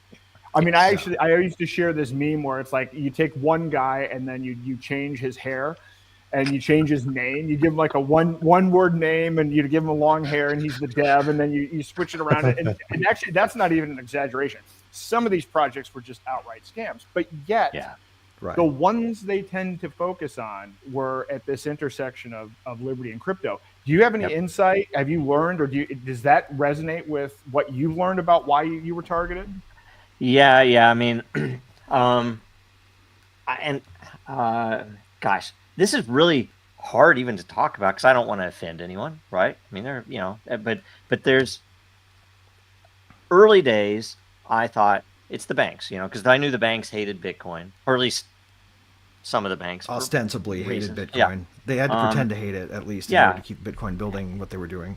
Right, and I witnessed, and I seen this thing. I don't want to be too controversial on this because I want people to support us, but the truth, I witnessed the block wars, and I was blown away by some of what I saw. With the censorship is what.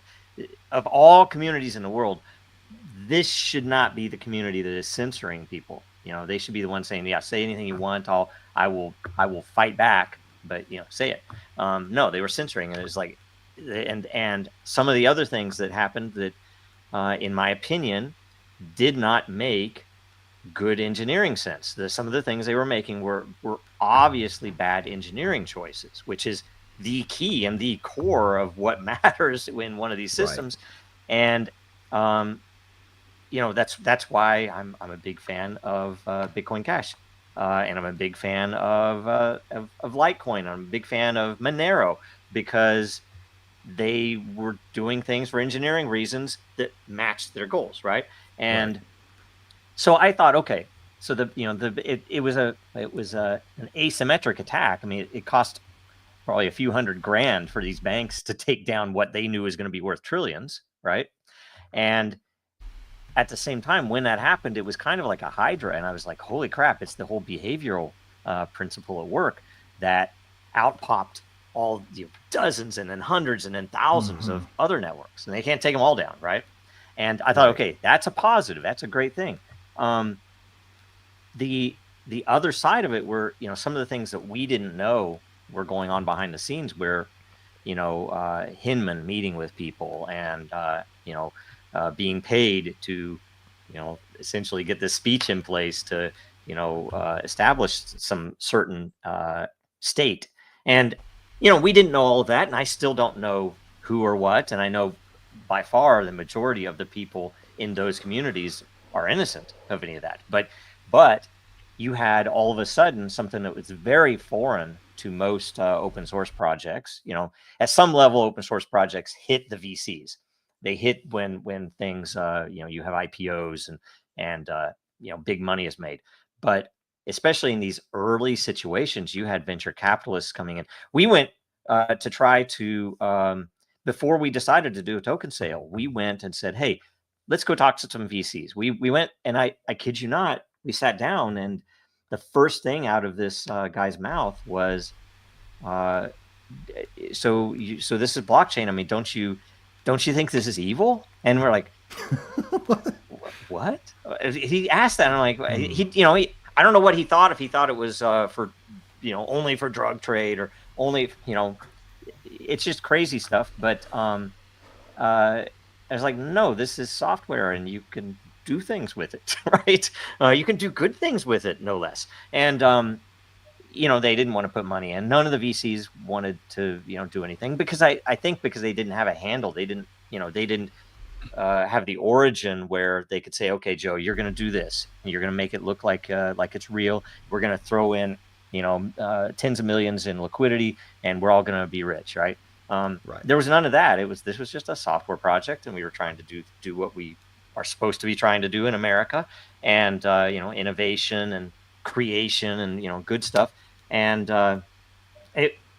in the end, I'm just kind of I don't know precisely all of who pulls what strings, but you can tell a lot just by looking at the tie-ins between certain banks and certain senators and how they try to push stuff. And they got Gensler in there, and Clayton wasn't any better. And there's a lot of, I would say there's definitely a lot of foreign interference in there too, because certain nation states don't want Americans to innovate, right? So why not pay off? And I will make this without saying a name. That I guarantee to you that there is a ton of money that flows into those regulators' pockets. We know some of it. But yeah. The other piece on that question, and I've done a pretty significant amount of research on this exact question that you talked about, because I've been looking for, if you're in the space, you can feel it. First off, you can feel the suppression, especially around the freedom tech portion. If you start working in freedom tech, if you start talking about freedom tech applications for a thing that you generally built, it's amazing how fast the reach that you get drops off. It's like that, if you want to look at X and see things that are still suppressed, anything to do with privacy tech, anything to do with liberatory uses of blockchain, these are exactly the pieces that get suppressed. And the interesting thing to me is that while we had the Twitter files leaks tell us a lot about how they were going to go after speech on these platforms, They never made the link between speech and mass surveillance. They never made the link between mass surveillance and privacy. These are a lot of the edge case utilities of, like, if you go back to the original cypherpunk newsletters, right, back in the day when these ideas were very first being created, but the tech wasn't there. You see these people primarily looking for ways to allow for unstoppable transactions to take place between peers. And that was ultimately the core of the freedom argument for crypto, is that, you know, what we really need is disintermediation and permissionless in a way that can't be suppressed. And just like that, you see also in privacy tech, like, I don't know if you guys remember Spank Chain, right? They had the guy behind that project was actually Virgil Griffith. And if you remember Virgil Griffith from the early 2000s or the mid 2000s, he was the guy who came up with that Wikipedia editor monitoring that caught the CIA and the State Department out for favorably editing their own wiki pages. And they had it in for Griffith from the start there. I mean, he was showing people the way they were manipulating Wikipedia. Yep. And they never let go of that grudge. And so the second they had something on him, you know, like he shows up at a conference to talk about how to implement Spank Chain of all things in North Korea. And because he spoke to North Koreans about how to pay cam girls, they immediately hit him up and come at him. This, I believe, had more to do with the fact that he was involved in exposing and embarrassing them with the Wikipedia thing, right? You see this vindictiveness carry. They haven't let Snowden go. They didn't let Assange go for decades, right? Like, anytime anybody does something that strikes a blow against their centralized control, those are the types of projects that get targeted, like Library, right? Library was offering a way out of YouTube censorship. You guys, I mean, granted, they did send that notice right at the last possible minute. They could have sent any notice, and they were probably just preserving their options. You guys around that time did also launch the ability to do anonymous posting on Den.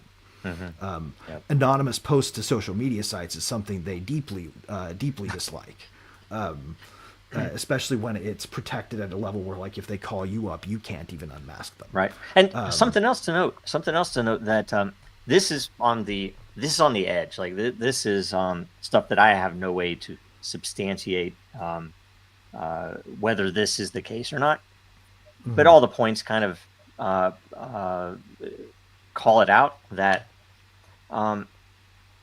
we've put in Eternal, and we put in Eternal .report way back as a demonstration of interchain activity.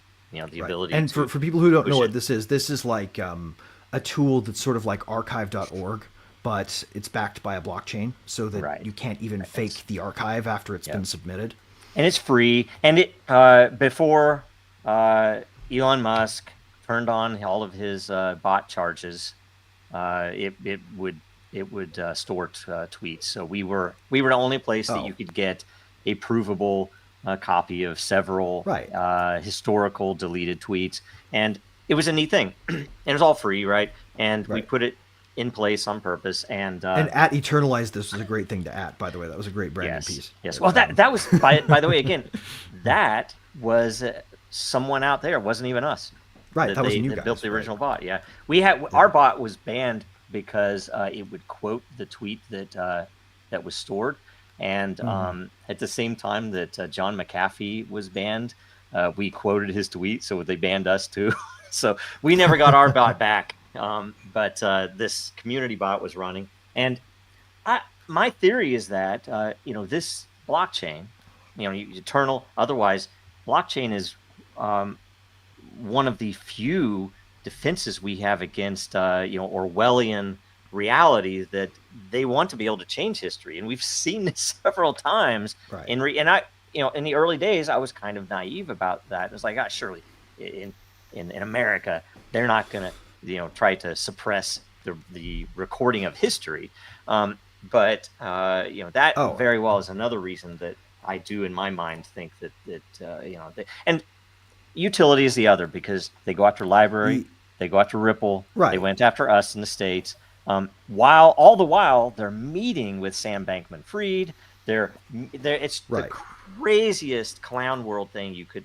I couldn't have, if you were to write a movie of this, people would say it that Yeah. that would happen. Although, just to throw this in there, because I still think that we've conceded a point that we shouldn't have with FTX. Those guys were derivative traders who happened to back the derivatives they were trading with crypto they were not assets. crypto for sure. Right. So, Blaming them for being a failure of the crypto industry would sort of be like going back to 2008 and blaming Lehman Brothers for screwing up the building of houses, and then going after housing regulations is the problem. The point, though, is that they would rather team up with a criminal and attack the people building things, and that is their mode. That's their MO. That's what they do, and it's obvious now. So yeah. Well, and one more thing I think is worth saying on this piece too. In the original crypto wars, if you go back to the early 90s, when the original code for pretty good privacy was being suppressed, they did stuff like print it in a paper book, and then send it overseas in a sale, and the case that they would have had to take to the Supreme Court would have been a book with the code in it. So we're going to try to ban this book from being traded internationally. And that was how you got to code as speech, right? They created the code as speech precedent because they let them know that they were coming for them. And so an attitude of operational silence as they attack crypto is critical for not rallying these really smart people who kind of know where to look on the internet to find everything, and will go find it if it's there. I'm going to go out on a limb and say that if we ever get full access to the record, what we'll see is these organizations doing a lot of this verbally, and a lot of cryptic references will be found in emails that are one-sided, and they'll say things like, "Meet me in the lobby, we'll talk about it." This operational silence kept a movement that they knew was dangerous from having a rallying point. If they gave us a smoking gun, it would warn a big community of privacy and freedom enthusiasts to line up and start doing clever things like printing code in books, right? They didn't want to face off against the cypherpunks again. They didn't want the cypherpunks to have reason to be motivated. Yep. Well, that's interesting. So it sounds like the target is they're going after Liberty Tech that actually has utility, but they're calling it investment contracts. So that's the irony of all of this, is that they didn't go after so much the very clear investment contracts that had literally no utility or even an intent for utility. I will add one thing though. I wrote there's a lengthy Medium article that I wrote in 2018, which is, I actually think VCs have been a net liability for the crypto industry. I mean, they had nothing to do with Bitcoin, and projects like Dragonchain is a perfect example. So the VCs aren't interested in utility, but one of the things that I liked about this ICO concept, initial coin offering, is that it disintermediated VCs, which I think they hated, because the whole thing with the SEC is they claim that you have to pass all these tests. You basically have to fill out all this paperwork. You have to spend $25,000 on a lawyer to fill out a bunch of paperwork, dot all the I's, cross all the T's, and then if you're doing it in each state, they have these blue sky laws. You have to actually fill out all this paperwork in each state that you're raising money from investors, and then they require that they have to be accredited investors. So unless the investor has either makes enough money in a year or has a high enough net worth, then you can't invest. So all of this, and of course, not counting your first home, but you can count your second, third, and fourth homes. Right. Yes, exactly. So all of this is designed to make it so that individual investors, then the small guy, can invest in small companies, and this basically protects the venture capital industry. And venture capitalists aren't even investing their own money. They raise money from outside sources. Half of that money comes from public sources. The largest single investor in venture capital funds is the California pension system. And what the California pension system, when I outline this in the article, what the California pension system does is they put social investing parameters around who they'll invest in. So if you want to know why all these VCs are around Silicon Valley, I mean, you have Stanford, but there's no other reason that you would actually have this cluster. And a lot of it is because the California pension system says, well, you can only invest in companies that are within this radius. And so I was excited about that. And then it turns out that most of these really big pump and dumps, where Joe was talking earlier about, well, you have these different tiers, this golf buddy and then the golf guy and then his buddies and everything else. VCs are horrendous for this. They pre-buy, they get in and they manipulate the entire process. Oh, yeah. No one has done a greater disservice to Yes. the Oh. actual stable Dude. funding of crypto projects than venture Do capital. you guys remember when you could get a decent return off of Compound, the project? I do. It lasted about a week. And then they introduced governance votes, and the VC holders of all those tokens went in there and voted for the rewards to go down and for the staking amounts requirements to have any kind of meaningful power to go up. They dominated it after they got control of all those tokens. And I think the other thing of interest here too is they lash out against their so we have some great traitor to the venture capitalist system VCs at Rivet. Like they actually, we went into the pitches every time we did a pitch and we said we're gonna destroy our own business model by eventually coming up with a way to decentralize our own service, and B, we're going to go in and we're going to have a strong stance on privacy, and we're not going to sell out to the authorities. And one of the things we're going to promise to our customers is that if someone comes at us with a lawful request, that request will be fully vetted by the law all the way through before we roll. We will literally have to be facing jailing under contempt of court before we'll give up your information. And most VCs didn't want to fucking hear us, but the few that did, these guys have been through the ringer from their fellow VCs, just getting iced out of conversations.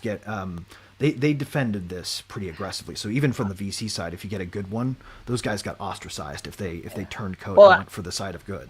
I always thought it was, it was kind of mind blowing to me that the VCs didn't want in when it was so obvious this is going to make money in the very least, right? And they could help. And instead they waited until after, and they do all of these ridiculous, rug pull operations, we, when we saw this, if you remember 2017, it was crazy how fast some of these token sales were running through. And 2018, it blew up more. And how do I say, the thing that was so interesting about it was that, even now you will have people saying, oh yeah, that was a bubble. It was, ridiculous stuff. It's like, I think it was nothing. I think that was the only reason you saw the numbers that happened in 2017 and 18 was that it was the first time. And, you think about the population that took part in those, tiny part of the world. And yet it was the first time in human history that anybody anywhere could get in on these new technologies without being already a millionaire or having a buddy that you play golf with, in Northern California. And possibly, and that's why it was so huge. And I think if you were to open that up now, it's going to be radically bigger. And the VCs flipped out. They were so freaked out because they lost their shirt that I guarantee to you that they went and they talked to their buddies at the SEC or the lawyers that knew them. We had one of the law firms that we worked with. One of their guys was an SEC guy, but he was pro crypto, and he left to he actually seemed to be on the good side. And well, and some of these guys realize that their system has huge friction in the market and destroys it. So he told me that they literally have these cocktail parties, and they, it's all of the SEC commissioners and all of the, all the big wigs there, and then all the big lawyers and the former SEC commissioners, and that there's a handful of them, he told me, that were pro crypto, that we could really do some great things in the world with this. Everybody else is like, this is horrible, these people are evil, because they're the VCs that were funneling money in, or that they had gone to work for, or the law firms were all against it. And especially the fact that 2017 2018 was probably the first time we'd seen a true, so if you define capitalism classically, what you call it is a free market in capital. And what that means is that the capital goes to where people are actually interested where the demand is. It's a supply and demand thing. You have capital, these guys have ideas, you go to the ones that are the best, right? That happened for a small window in 2017 to 2018. The last time we saw it was actually briefly in 2012, 2013, when Kickstarter pre-SEC regulation, and they didn't have quantity, like amount caps on how big the projects could be before you had to get investment from other sources, which they actually implemented against Kickstarter. Right? To me, the 2017-2018 boom was like a way to decentralize the thing to get around the Kickstarter assault. Right. And there was another brief glimpse that wasn't quite the same, but Barry Silbert, who ended up working on ended up, I think, being kind of a bad guy in the crypto space. He gets sold out or bought out or scared out or whatever. But he started a company to help provide liquidity for people that own shares in private companies. And this was really cool at the time, because if you know, the typical model was you go through these venture capital firms and you know, as the founder or as an early employee, I mean, it takes on average 7 years for a company to actually get to the point where it goes public. So you're sitting there with stock options. So you're making like no salary, and then you have no ability. You have to wait all this time for the IPO. And so he came up with this idea. I can't remember what it was called, but to basically create a secondary market. So now you could buy somebody's Facebook stock options, or at the time, I think there was not Tesla, one of the Tesla competitors. There were the electric cars that were, and there was like a Kleiner Perkins backed company. This was an opportunity for small investors to get in. He ended up selling that out. I actually looked this up last year to NASDAQ, and of course now it's not they scavenged what tech they thought was useful and shuttered it, but that was probably the only alternative he had to getting slain in court. For daring to challenge their monopoly on the funding of new ventures, right? This is this is one of the things that bothers me about venture capital is it's a gatekeeping function.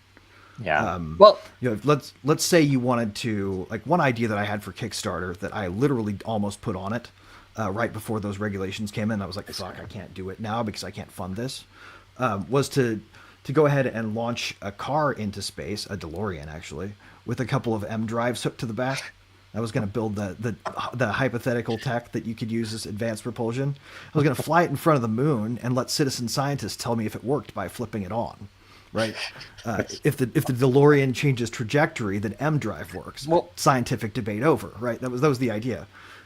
These kinds of big projects scare the shit out of the status quo. I'll tell you, people doing things like funding nuclear microreactors and things that they don't want to authorize. Right. They want to authorize it all. They want to steer technology. They don't want anything to upset their current way that they do their business, which is here's a security that is an equity and ownership in the company, so on, so on, so on. And I was at this, and this was it was before our launch, I think. It was early anyway, and it was at some, like I can't remember, it's like Startup Grind or one of the startup groups that does they put on these things and they have speakers and stuff. And so I was there, and what was brought up was something about what is utility token versus security token. And I'm a software guy, and the interesting thing to me is, in my opinion, if I was in the financial world, I would probably be extremely interested in the potential augmentation of my company valuation. Okay, I have my equity. Everybody knows how to do that. But what if instead of the equity, people were interested in the utility, right? The fact that the utility is an independent measure, I think it should probably be more accurate. Now, if you have a shoe company, utility tokens, that's hard to do, right? But some, well, maybe like you could stick an integrated device in the sole of the shoe that mined a token, right? Especially in the era of cloud, give you wear and tear information. That was when cloud compute, everybody was trying to get all of their infrastructure pushed up into AWS or Google or Microsoft.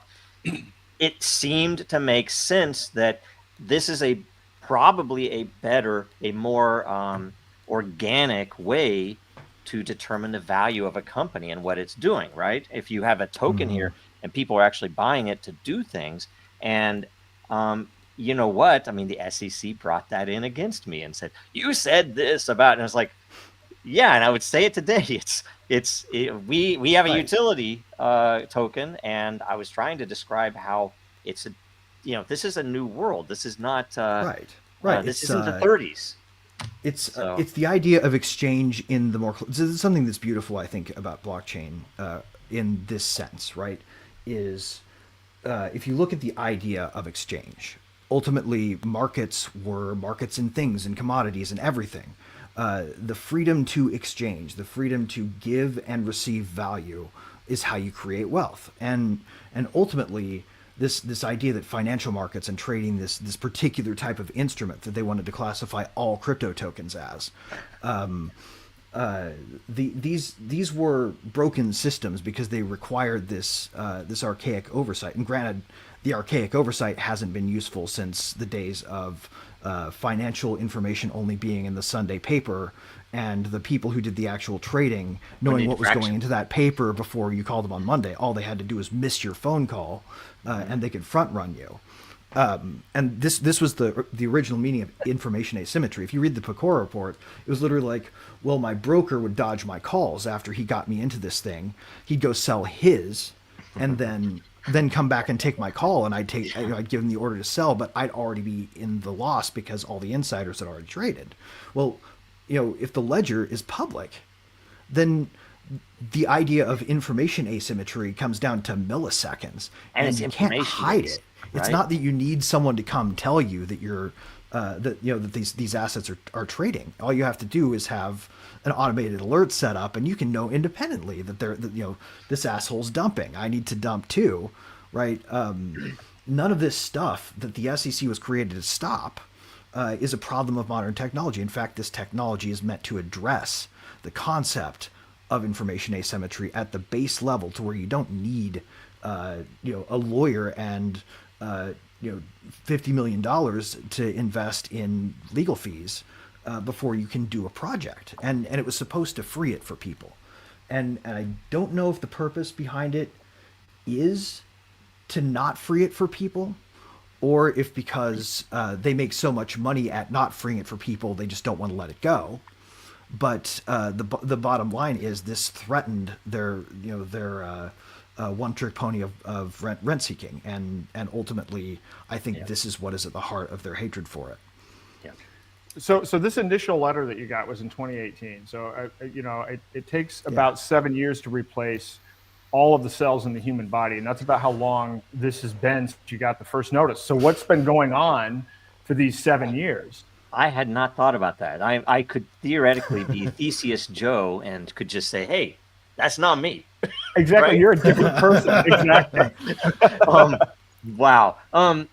No. So we did all of the things we're supposed to do. In fact, at one point, after we got that letter, the SEC put out this thing. Hey, you can come and talk to us. So I reached out, right? And I blew me away. My lawyers were pissed off at me. The guy who I talked to at the SEC says, I don't know.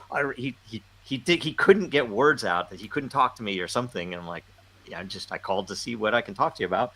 And I got a call from our lawyers. What are you doing? And I'm like, they said we could call. I called, right? And it was just funny. And Come in and talk to us. The ultimate trap. yeah. So we went through that. We tried to get them to understand what the tech was, because it is technology. It's not banker stuff. And Right. You gave them a good faith essentially went benefit of through the doubt, the grind, essentially. the meat grinder that Greg describes, because it's basically, I've heard it. What is it? White shoe lawyer law firms? Is that is that the right way to say it? The high dollar ones. Yeah, and we went from the small one that was the IP attorney to a big one. We were with them for I don't know how many months, and I fired them because I don't even want to say why. I don't want to. I fired them because let's just say a lot of these firms will treat you immediately like a bad guy that they're helping escape. Yeah, I serious found trouble. out that they were not really representing us. I'll just say that, and so fired them.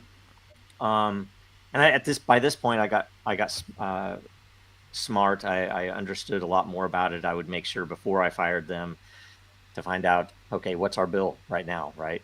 Okay, once I get that number, stop all work. You're not going to bill another dollar, right? And you're fired, right? Because otherwise, if you fire them, there's like, oh, we have to, it's like, let us get your bill together for you before we leave. And these are real we pro went to tips, by the way. Take notes. Yeah. We went to another big law firm because they were the ones I probably would have gone with at the beginning. And this is a weird thing too. I knew the head of their firm, who was, and I'm not gonna say who it is, but they were early in crypto. They did a lot of useful, unique things. I met him at a speech when I gave a speech in Seattle, and so we were friendly. He's a good guy, smart guy, and they, when we first went out and said, okay, we need an attorney, we have to get everything set up. They wanted 50 grand, right? And I'm like, I don't have 50 grand on me, right? I can't give you 50 grand. Could you do this? You know me, and we'll pay you when this happens. So like, nope. So we went elsewhere, and we came back to them, and I mean, I will tell you the crazy stuff, and I probably have more stories than I could tell before midnight tonight. But one of them, as an example, we were told after we had already given all of the info, we were told, okay, we need all of your employees' Telegram chats. We need everything, right? So we're like, okay. So we had to figure out, because with Telegram, it's pretty much you own your, we didn't own those accounts. It was our employees' personal accounts that they were using. And so we had to, go through the process and say, okay, are you willing to do this? And we did all of that. But they told us we needed to hire an external firm, because it had to be an independent thing. We paid $80,000 for this work. $80,000, right? And I'm like, okay, is this actually? Yep, you have to do this. I'm like, okay. So we paid it, and by the way, it was contracted through them, of course. So I don't know what their cut was. But it also wasn't your law firm, was it? Right. Yeah. Well, yeah. Who knows? But we delivered it. We delivered it, and the funny thing is, then a couple of years later, SEC comes back and they want a repeat, and they want updated info, and yet we still have to give them what we already gave them. That's happened so many times I can't tell you. And every time they want it, they already have it all, and they even have the entire GitHub history of the entire website of Dragonchain. Right. They just want to check to see if you're submitting everything, so they can gotcha on welding. They don't want to do the work. They have unlimited budget. They don't want to do the work, so they want us to do all that processing. So anyway, as it turns out, our law firm, who had that original whatever you call it when we delivered all the Telegram data, right? They don't have it anymore. I'm like, wait a minute, we paid $80,000 and you guys lost that? Because we never had it. It went straight from that independent auditor that they hired through them to pay $80,000. And I'm saying, you got to be kidding me. And it's like, you should probably be using blockchain to hold your info and prove it, right? Like, if you were actually interested. And and it's so freaking infuriating, right? And at that point, I said, okay, screw you guys. First of all, we'll fire them, but I'm going to deliver the stuff. I mean, I can give you an audit. I can prove that this was the data. I can do all of that stuff. I'm an engineer, and that's how we've done it since then. I've had to put together multiple, whatever you call them. When you have to describe, here's the source of the data. Here's me. I'm the one who put it together. Here's the search terms that we used. Here's how we filtered out attorney-client data. All that stuff, right? And you can imagine it's a big drain, and I think half of that's another part. They want to drain you of the funds, but they also want to take all your time. I lost and suck so your much soul time. with tedious requests, right? A lot of the reason they repeat it is because it's useful for them to make you do something that that you've done before, because it takes the wind out of your sails. The stuff that Garlinghouse has said too, if you I can't remember the quote, but if you knew what they were doing, you'd be shocked, right? I'll tell you, as a lawyer, man, well, I use these tactics. two things that were really important. The fact that they would play those games, that they want to destroy you for whatever reason. One of them is that they told our attorney that, okay, tell you what, we were compensated by the time we had drained all the funds. Some of our people, and we still had some funds, right? But some of our people said, hey, I'd rather be paid in dragons, right? And some of them wanted it because they were building stuff. In fact, every single one of them was either building something or was involved in a project in some capacity that was building something. So we had a reason to say it's a legit, even if compensation, right, which it isn't, if compensation were ruled to be an issue, this is purely a use of the utility token. So we were paying them, and they were having us track all those people, and it's like, how much are you paying them, and why are you paying them, and what do they do, and all this stuff. We were delivering that, and they told our attorney at one point, it's like, okay, we've been doing this for 2 years now, and they asked us, we want you to stop doing that. So he's like, okay, well, we have contracts. We're not gonna upset the contract, but we will, as new people come on, not do that. We'll scale it down.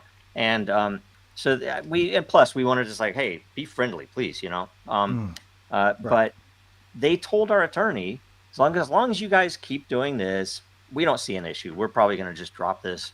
We're going to, it'll go away. Right. And so our attorney was, okay, so just keep doing this. Whatever you do, don't change that pattern. Don't change who you're paying or how much or any of that. And keep your heads down until the statute of limitations runs, and you'll be fine. Yeah. And that's what happens. The statute of limitations ran down until, that last week or whatever. And they I guess it was, however they did it, they gave us the notice last minute, told us we could either do, I think we could do a recording or a video call of like a very short one, or we could do up to 40 or 50 pages in paper. And so we put together this response that the whole gamut, it's the origin story of Dragonchain, it's the philosophy, it's the history, it's the innovations, detailed all that, the actual utility, and then the legal arguments, and we put it all in there. And I don't know how they all voted, but they still voted to come after us, right? I mean, in that, we literally detailed that at that time, this is 2022, we had 517 million, not just transactions, but they were transactions that were interchain. So every single one of those transactions was proven all the way to Bitcoin and Ethereum and Ethereum Classic, and I think at the time Binance, and a few other. Yeah, you guys had a BSC, right? Yeah. Yeah, and it's crazy. We put that in. We had at that time over 150 million NFTs had been minted on Dragonchain, and so for anybody to say this wasn't a utility, we're thinking they have to look at this and say, oh, okay. Oh, right. And by the way, those NFTs, those aren't just PFPs, right? These aren't cartoon monkeys. These are literally how you own chunks of layers in Den, right? Like if you work on World Blockchain Roundtable for long enough, you develop quite a quantity of these NFTs that specifically give you ownership. And it's governance. And utility. We just thought, okay, we give them that, they're gonna have, somebody's gonna have to have some level of honor and intelligence to say, wait a minute, guys, hold off. This probably doesn't make sense to go after these guys.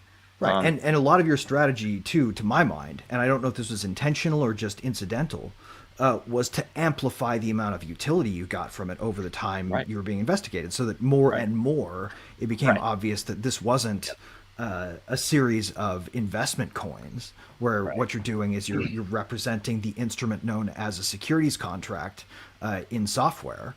You're representing other things. You're representing everything from how much time and attention you give to a community on Den, right down to I don't know the details of the time token as much, but you guys had all these interesting use case specific things that the more and more they accumulated, it seemed like the more and more virulently they disliked you. Yep. Yep. And I will say it was, a lot of that, and maybe was even less strategic than what you even mentioned. It was more than anything, they are proofs of concept, they are experiments, they are probably the biggest driver for a lot of that was to show people what could be done.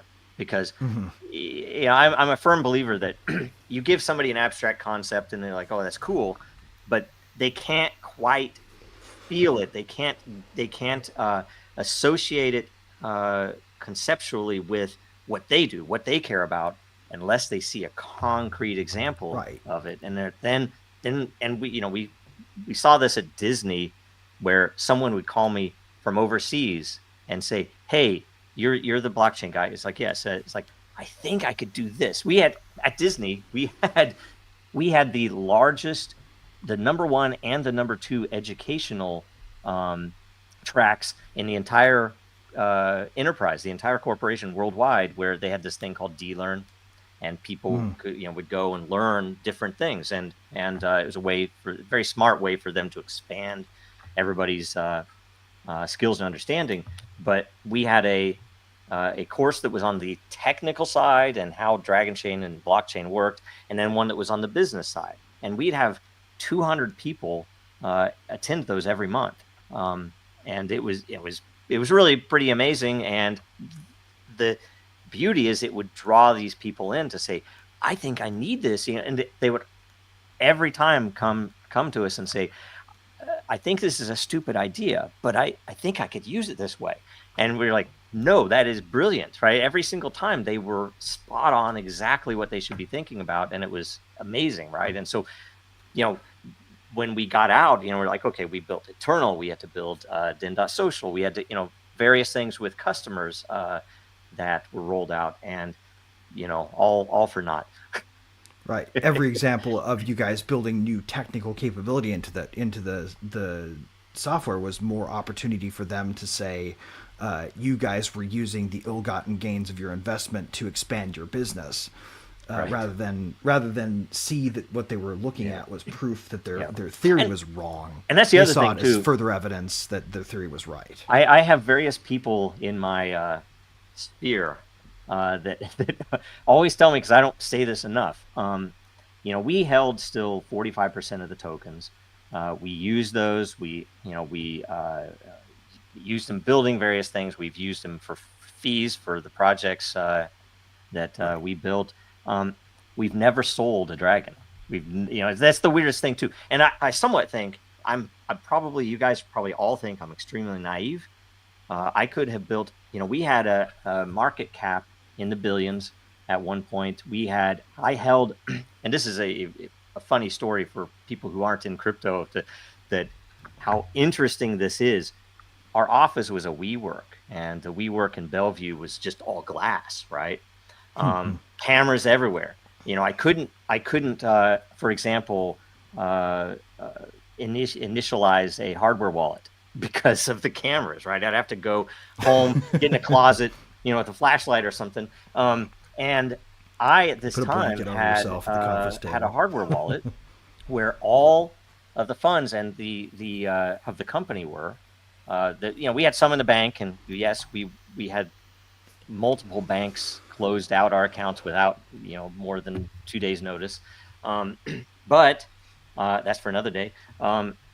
It was really interesting because I wasn't going to leave that hardware wallet at the office. Obviously, I wasn't going to leave that hardware hardware wallet at my home where I have wife and kids, right? Because there were people being kidnapped at the time, all types of crazy stuff.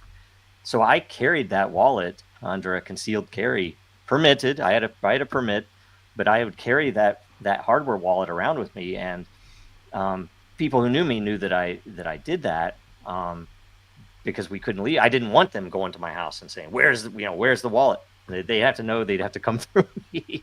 And at the time we had somewhere near 50 million in Ethereum and Bitcoin before the collapse in 2018, 2019, what year it was. And I had 1.2 something billion in dragons in that wallet, right? I could have cashed out $250,000 had a war chest and just said, oh, hey, I'll just pay a fine. I'll give you 20 million bucks. Get off my back. We never did that. And, I thought that should be good for the case. I'm not going to do it because for one thing, I don't want to take advantage of the community. I know we're going to want to use these tokens, right?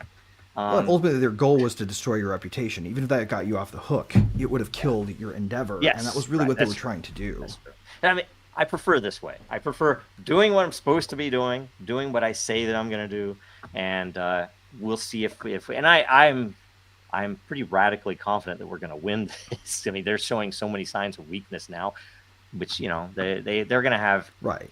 They've already had weakness with their cases. We saw it with Ripple, with us, with others, but when the political pressure starts coming from DC to cut out this clown show, I think they're who knows.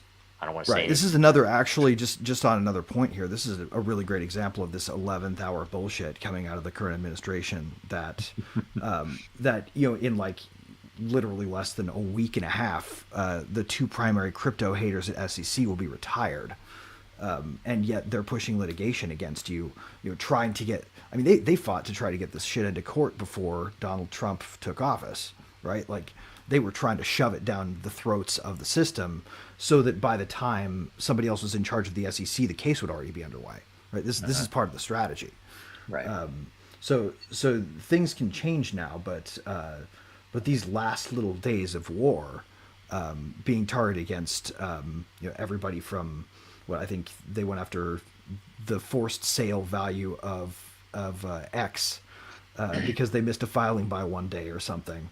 And everybody's out there right now on social media all over the place calling that lawfare. Well, crypto has been under a silent embargo of lawfare like this right up to the edge as well. And Dragonchain is just one example, but a big example of them trying to push right to the edge with the ability to do this assault on the crypto space. Right. So just to go back a second, so you spent from 2018 until 2022 when they formally filed, right? So how much money would you say you spent during that time period? I don't know, especially within a window of time, probably 2 to 3 million, yeah. The legal was the largest share of all of our expenses. It was more than what we paid for people, for equipment, for any, our office space. It's crazy, right? Well, and then you count in, if you start to count in the havoc that it wreaked on all of your bright minds, some of the people that left, and the business deals that you couldn't get into. Business deals. The amount of value destroyed is immensely greater than the amount of money spent. Early days, and I still want to do this, but whenever it becomes a doable thing, that in the early days, we had an entire mechanism set up that was going to solve, and hopefully we're going to work with Congress. We were talking to several different staff members in Congress that, how do you put gateways in so that you don't have the rug pulls and all these issues? And we had some really unique ways to do it, and there are several different ways to do it, but that we had over 400 legitimate, real applications where businesses were coming in wanting to plug something into blockchain, right? And this was, perfect for our platform because, one of the big things about our platform is it's a hybrid blockchain. It's the first operational hybrid blockchain. And that was purposely designed where when you want to be decentralized, you can be decentralized. When you want to not be decentralized, you don't have to be, and that you can protect certain data, yet still prove it. So, you can have data over here that might be very sensitive. It might be top secret. It might be identity data. It could be personal health data. Info. Yeah. It could be health data, stuff that would be illegal to put in public. And we have a mechanism that you can have all of that on chain, yet it can be totally under wraps. It can be controlled entirely by you, and yet we don't have the problems that you have with centralized chains, like say Hyperledger or something, where there's no proof behind it. That with this, we're actually checkpointing into these other, and in a very scalable way, and very sustainable way, into these other chains, so that you can put a dollar value on any bit of data. So, if you were later sued, or you needed to show a customer, look, this is really the data. This is where your employee came in and did this thing, that you would be able to put a dollar value on it. That would say, it would cost $6.5 billion for me to fake this information that I'm showing you, right? At which case, okay, you're not going to spend $6.5 billion to fake this document. Right. That becomes very useful. And this is all for people who are curious. It can be explained relatively easily. There's a feature of data sets when you run them through hashing algorithms that if they're bit for bit identical to like if the data that you're committing and saying this is what we put into this data set or into this hashing algorithm before we put it on chain, and we go back to the data set and we hash it again using the same algorithm, you get the same hash, right? This is how you, for instance, like fingerprint videos to make sure that that they're not copyrighted or that it's not perverts doing illegal stuff. That same technology can be used with any data packet that you can then commit to a blockchain and say, well, match the hash to this thing I can't fake, and then rehash the data. And you don't have to take my word for it. You can prove that what we have submitted to the blockchain is the same thing we're showing you right now. Right. And that the blockchain itself is the pointer that you can't fake back to that hash. And that is how that works. And that's one of the neat innovations of Dragonchain that allows for like private internal operations to be verified externally without revealing that data. It's a pretty neat thing. Yep. Well, it's a very neat thing. So now, what is the status now that I formally charged you? So where are you now? What is the status of this case? So we have a date on the 27th or 28th of this month to, and Greg can probably explain it a lot better than I can, but essentially to initiate, okay, here's the schedule and here's how the trial is going to happen. All the while they're talking to us about settlement and who knows what. So basically any case, just so you guys know, any case that goes to trial, right before it goes to trial, there's something called a pretrial conference where the opposing counsels get together with the judge and agree to the ground rules about things like evidentiary motions, what evidence shall be included, what shall be excluded, what you're going to accept in terms of rules for jury selection, a lot of different stuff like that, just the nuts and bolts of how the case is going to be managed. Sometimes it entails like discovery agreements, but with you guys, the discovery is already done. The 27th was actually a pushed date, right? Wasn't it originally supposed to be the 21st? I don't actually know. That's that. And again, that's that legal. I can verify that. So actually, I can just, I'm going to have to ask you. I actually followed it on the court's records. They changed the date by like a week. And we needed to get some of the legal team, some additions made, and we needed to, and at the time, it was right before Christmas. They thought the government was going to be shut down. Unfortunately, it wasn't. But one way or another, we're there, and I don't know, yet what that means for when the trial will start and everything else, but it'll be soon. So right. So this, of course, assumes that the incoming administration doesn't actually freeze enforcement and freeze litigation in all the cases they're reviewing, which may very well happen. Right. Yep. Well, yeah. So on that, I want to say, if you've been following this or anybody that's in crypto, Gary Gensler has been an unmitigated disaster. And I watched his MIT blockchain course, which I guess that MIT program has ties to, I think, Jeffrey Epstein. Like it gets worse the more you look through it. And so Gensler has been a disaster. But we do have a new incoming SEC chair by the name of Paul Atkins. So just to give everybody a little bit of background on him, he was the SEC commissioner from 2002 to 2008 under President George W. Bush, known for a conservative approach to regulation, favoring less government oversight with market-driven solutions. He's been pro-crypto and he supports the idea of integrating blockchain and digital currencies into the financial system. Now, of course, by the way, this can mean a lot of things. And so it's funny as we've been talking about a lot of this. When I started my first company, I had, and this was in 1995, I ended up raising money from 180 angel investors, which was unheard of at the time, and it was a nightmare. So when I talk about how burdensome SEC paperwork is, I mean, literally I had to fill this stuff out in different states, and that God forbid you have international investors. And so, every time a change comes in, you have to do an updated version with the whole packet. It's freaking nuts. Yeah, I had to do a rescission offer. And by the way, just because we were talking to VCs, and VCs were like, "Oh, we want to invest, but you have too many shareholders." So I actually had to create another legal structure to put all of my investors in it. I could talk about that for 3 hours. I won't. But needless to say, there are a lot of different ways somebody can be pro crypto and pro token. I've been a big advocate. I mean, I actually like this ICO model, the idea of liberating finance, allowing small individuals to invest. My daughter started a business when she was 10 on TikTok, of all things, selling slime. And she was actually doing pretty well. And I'm like, boy, it'd be pretty cool if she could raise $25,000 as operating capital. And you literally can't do that. And by the way, they've passed this crowdfunding law. The SEC, they passed these things where, they call it, what is it? The USA Jobs Act. It was under the Jobs Act. And it was supposed to enable, you can do a crowdfunding under a certain amount. Well, it turns out you have to go through a licensed broker dealer to be able to offer this.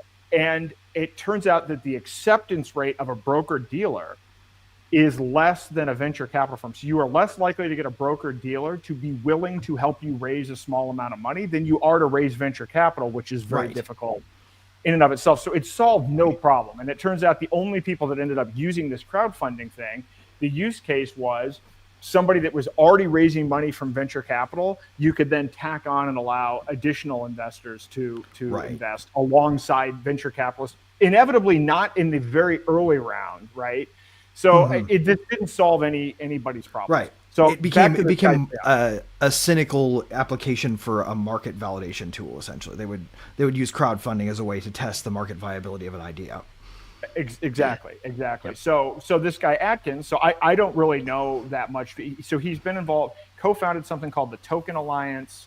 He's involved with the Chamber of Digital Commerce, which Again, there's a fine line here before whether these things are promoting innovation or whether they're promoting, creating a new status quo and a new technocracy. Exactly. But at least from what I've read, at least it says he's for a lighter touch, and he signaled a policy shift. And there was something that came out a couple of days ago about him maybe putting a pause on enforcement action. So hopefully that is the case. Yeah. Yep. That came from, I found that from, I think Mike Benz. I don't know if you guys follow him. On Mike Benz, at Mike Benz Cyber, by the way, if nobody follows him. That guy used to work for the State Department. He's been blowing open these things for years, and now people finally paid attention to him after he got on his Joe Rogan episode. That's right. That's where I've seen him. Yeah, but yeah, this control over the power. So the thing that I think is amazing about crypto as it stands right now, just in the finance application, is the ability to pool capital is such a powerful thing, right? You put money together and you work it towards an end, towards a goal, something big, something magic, something that changes the world. And you can do it. If you can get everybody to throw in a little, you can do a lot. And this is a power that has been gate-kept for basically since the Roosevelt administration brought in the SEC to begin with. It's been gate-kept, and they have never had a mandate to gatekeep technology, but they have more and more increasingly used it for exactly that purpose, right? Because the ultimate insight of the 90s was that technology moves faster than bureaucracy. How do you change that? Well, you can try to beat your head against the wall and make bureaucracy work faster. That doesn't work. Tech will outpace. It's exponential. But if you can kill the exponential growth curve of tech, why, you can slow them down to the pace of bureaucracy. And this is the gatekeeping function that they want to have. They don't want anybody building anything that they don't first have a chance to kill if they don't like the implications. Well, that's a very good point. And actually, they do that with the patent system too, with the Invention Secrecy Act. So you file patents, and then if the patent, actually, the different departments of the federal government can intervene, and if somebody says that it could harm the national security or economic security, which, by the way, could just mean, the oil companies are like, hey, this new efficient energy technology will cost jobs, and therefore it's economic security. And this has been used to shelve over 5,000 patents. And and you as the inventor, if you talk about it, it's an immediate 10 to 20 years in prison. So this gatekeeping function is it's absolutely crazy all over the place. Well, let me ask you this: have they offered it throughout this process any settlement? Has there been any kind of negotiation around that? Wow. I'll say. Or can you talk about that? This would be something that we probably shouldn't talk about yet. Well, I can talk about because there's some important points, not about the current settlement, maybe. Right. Not specifically, but you can talk about the procedure, like how it's gone about. Just don't talk about what's in it, and you're fine. Well, just to highlight the gap here in understanding that we were told, this would have been 2 years ago, maybe 3 years ago, that looks like they might want to settle. And we're like, okay, that would be great. We can get on with things. And they came in wanting us to essentially file so that this would be a security. It would be something that it isn't, right? They wanted us to take the token and make it a security. And I said, well, wait a minute. I mean, we have shares in our company that are not the token. So what is this security represent ownership in? And I kid you not, all the way from the SEC down to our own attorneys are like, well, I don't know. It secures itself. It is ownership in itself. So they were saying that we were supposed to register that this token represented ownership of the token. And it was like, that is so nonsensical.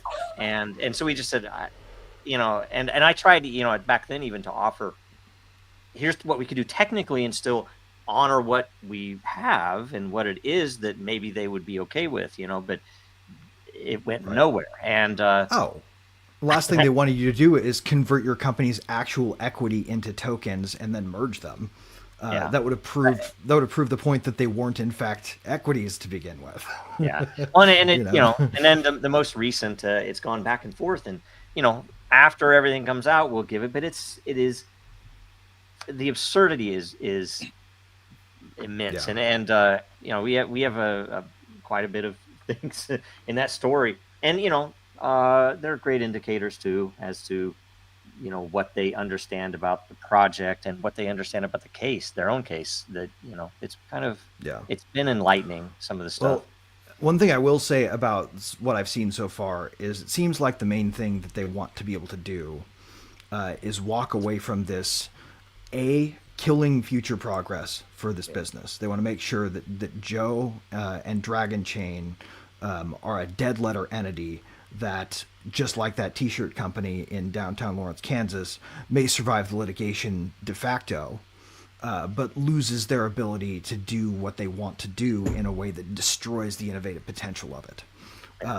Their aim has never been to right a wrong with the use of the securities laws, and has always been about silencing the creative potential of this project.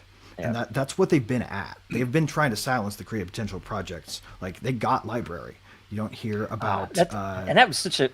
I was blown away by that Library was a super interesting project.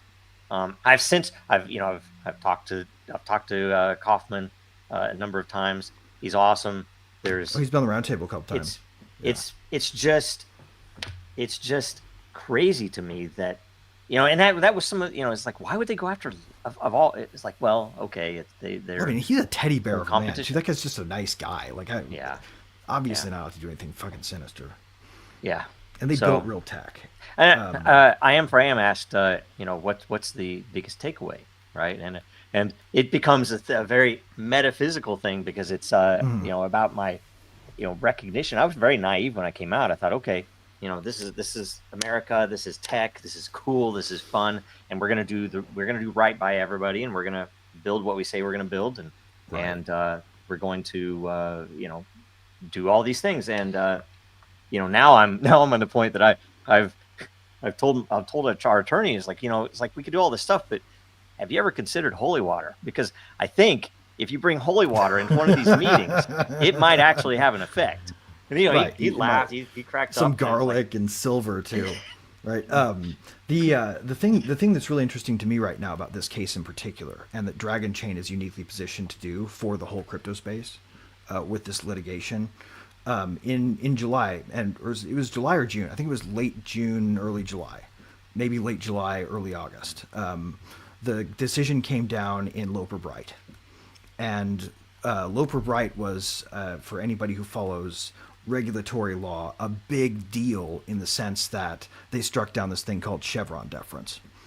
And what Chevron deference allowed was for essentially any place where a law is ambiguous, and trust me, these laws are ambiguous, right? When Congress passes the buck to an administrative agency for some dirty work they don't want to do, they write it as broad and nebulous as possible, handing over all this authority to the regulator to interpret what they really mean.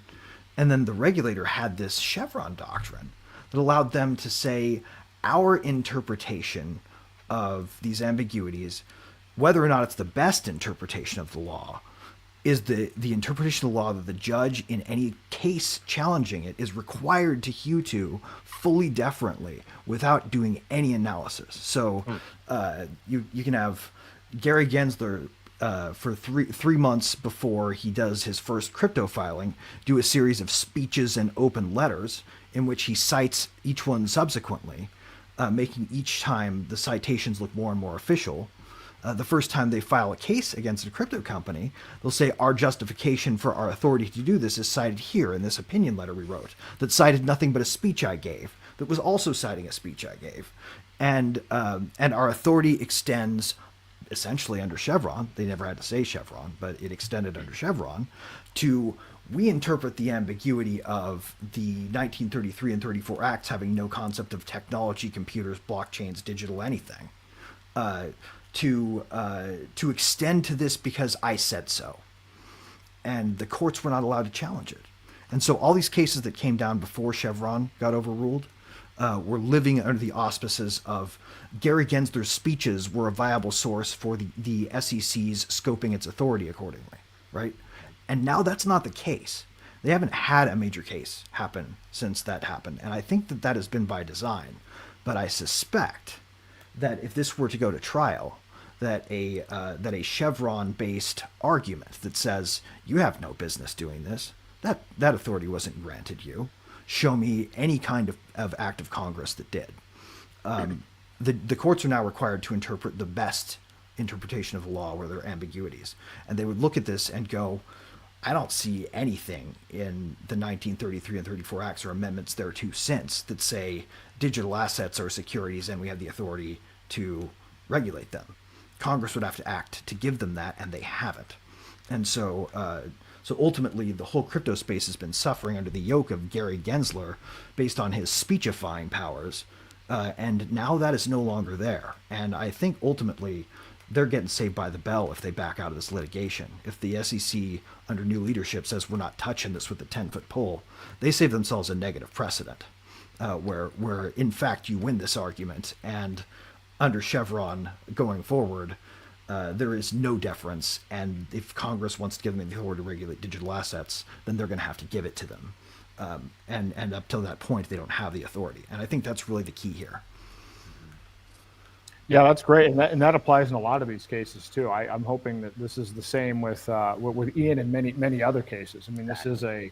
I have one question that I didn't ask. Are you is this just civil, or are you actually facing criminal charges? Is there any Just jail civil. time possible? Okay. Nope. Yeah, there's no fraud. They're making allegations Charged. of fraud. Yeah, it's all civil. It's and in fact, I mean, Pro forma violations of filing rules for filings they did not have a process for people in your position to make, even if you wanted to, basically. Right. Yep. Well, I mean, just look at Roger's case where it's like 20 years each Yeah. for mail fraud because they claim that he signed his tax forms and then that was fraudulent. And so you look at this stuff and it's like, oh my God. Right. And they'll threaten you with anything, right? Again, it's the whole point is clearly, as we've discussed, have a chilling effect on the entire industry, on the entire space, and to obviously stop you from doing whatever you're doing and stop anyone else from trying to innovate in this way. and it really is effective. I mean, it's been a very effective approach. So I guess, what can we do? What can the audience do? How can we help you with this case? Okay. So we're getting ready to start what I guess would be considered campaigns, because our strategy is to get people to be aware of this, because if people are aware of this, particularly if it gets up into the new administration, particularly if it gets up into Doge and those guys, and frankly anybody who might be in their network. I don't know Musk, I don't know Trump, right? I don't know any of these people. That given the fact that since the beginning we were literally our motto was America's blockchain, right? And it was just this now it's funny because, man, they really don't like us. But that I think it will be to the point where, as long as we can get attention paid to it, we win, because our case is crazy solid. I've been told by multiple independent attorneys that we have a rock solid case. And we know inside and out what the tech does and how it works, and there's none of the there's no place for them to go to embarrass us. Yeah. And I wouldn't, as an we get independent lawyer, attention, once upon a time, man, I would never have taken this case. Yeah. Well, and if we get attention, it's the new administration coming in with promises of the crypto golden age for America and American crypto companies, and here's America's blockchain being attacked. They're gonna have to push for it to be it's like, hey, drop that case, move on to something so else. The TLDR is, tell your friends about this, share Right. this episode, and we're going to people be about who they are. Yes. Share this episode for absolute. We're going to make sure we push this anywhere we can, and we're going to be putting out open letters. We're going to be asking anybody if they can sign, especially the first one. There'll be different subjects, the history, the innovation, but the broader privacy and all of crypto. This is this, and I'm no lawyer, right? I'm no attorney, but the precedent that this would set for Coinbase and for all of these other much larger concerns. They have the budget to fight, and we don't. I'm paying out of my own pocket for our attorney right now, right? So it's that's what we're doing, and we do have a legal fund, and they will accept crypto. You can go to legalfund.dragonchain.com. They do accept. We will accept crypto. Our attorneys will accept crypto. We have a form there. I think we have 12 crypto addresses up there, everything from Monero to Litecoin and Bitcoin Cash. And we, if we aren't accepting one of them, you can tell us, hey, will you accept this? Some meme coin. It's like, yes, we will accept that meme coin.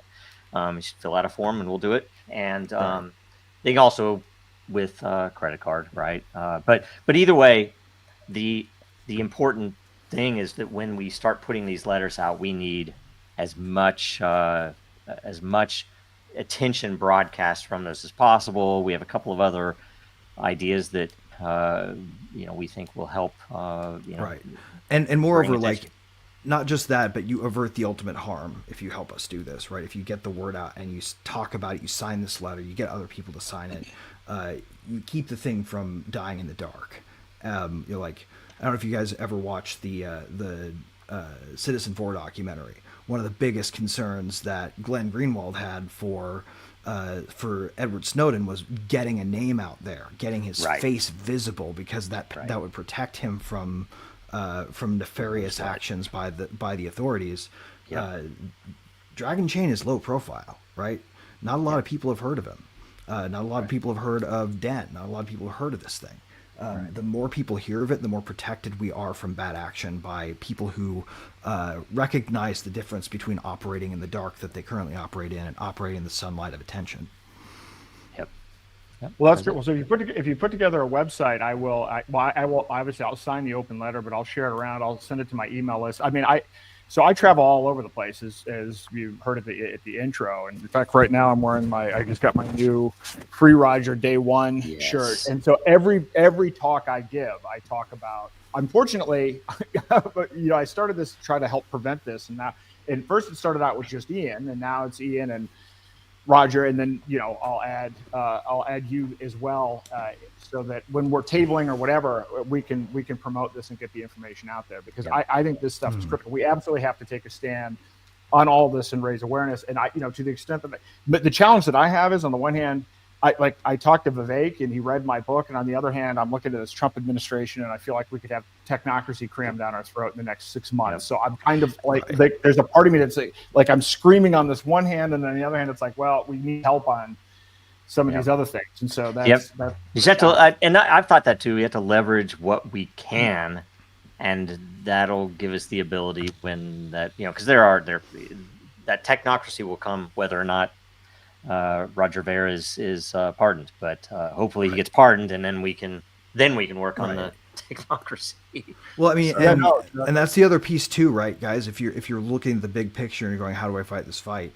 If you're a Reddit user, stop freaking using Reddit. Come over to den.social. This is the decentralized alternative that's community governed, that Dragonchain operates.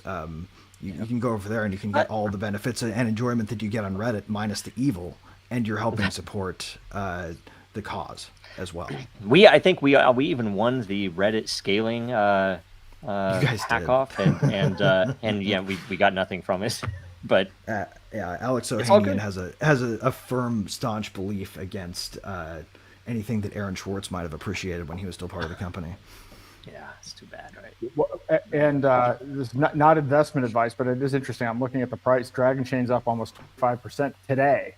So I guess maybe it seems like the market likes the changes coming with the SEC. That's actually a very good sign, and that certainly will propel things. But this is just another tragic situation. I mean, again, since I've met you and since we've been talking on these podcasts, this is just another clear example of somebody trying to do the right thing, trying to promote liberty, trying to innovate, and just being completely railroaded and having their life upended. And I don't know if you want to talk about this, but what has this done to you personally? What has this whole thing been like in terms of how it's affected your life? Gray hair. I would tell you, early in the days, I had no idea where this was leading, and it was always the scariest possibility comes into mind. But as I've learned, is like okay, it's only civil. They don't even have a good case. But I had 3 kids. We lived up there in Bellevue, and we would have death threats. We would have people, anonymous people saying stuff to us. Crazy world stuff. And, I think it's all intentional. I think it's just part of the mix. They will send people out to try to and I think a lot of it is to demotivate you, to make you question whether you're supposed to be doing this. Right. And luckily, demoralize you while they run you out of resources, essentially. Right. Yeah, and I'm like I said, I'm really stubborn, and I've had cases. Like I said, I played in a band, right? I think that if I would have stuck with it, I would have been a famous guitar player, right? I mean, I'm not even a famous, whatever. I would have at least made it to some. You could have made a career as a musician. But I got so fed up with it like, because of the way that industry works that I said, "Screw this! I'm gonna do something that's a little more solid and measurable." And so I go into software, and I had a really successful career in software, starting a few companies, not blockbuster, Northern California successful, but I did okay, and mostly I learned a lot, and I think I decided not to give up. I was like, okay, this is I've talked to people about this too. This is almost like, if you read, and I was a history major in college, right? So I love ancient history, right? And if you read any of the, any of the warriors or notable people, it's a common thing that, it doesn't matter if you win or lose. You need to find your most challenging enemy. You need to find the enemy that is meant for you, and that is how you prove yourself as a human being, and that's what you do. And that's what this is for me. It's like, okay, Right. I've found the big boss, and I have to fight him to beat him. And even if we lose, we're still ahead, right? Because we made this case, and Right. everyone will know what this technology is about, and that's what it's about. Right. So And if you bloody the other side enough to make sure that they have to tell the story of how they got that scar, then your next project's going to have the benefit of that reputation, right? hopefully.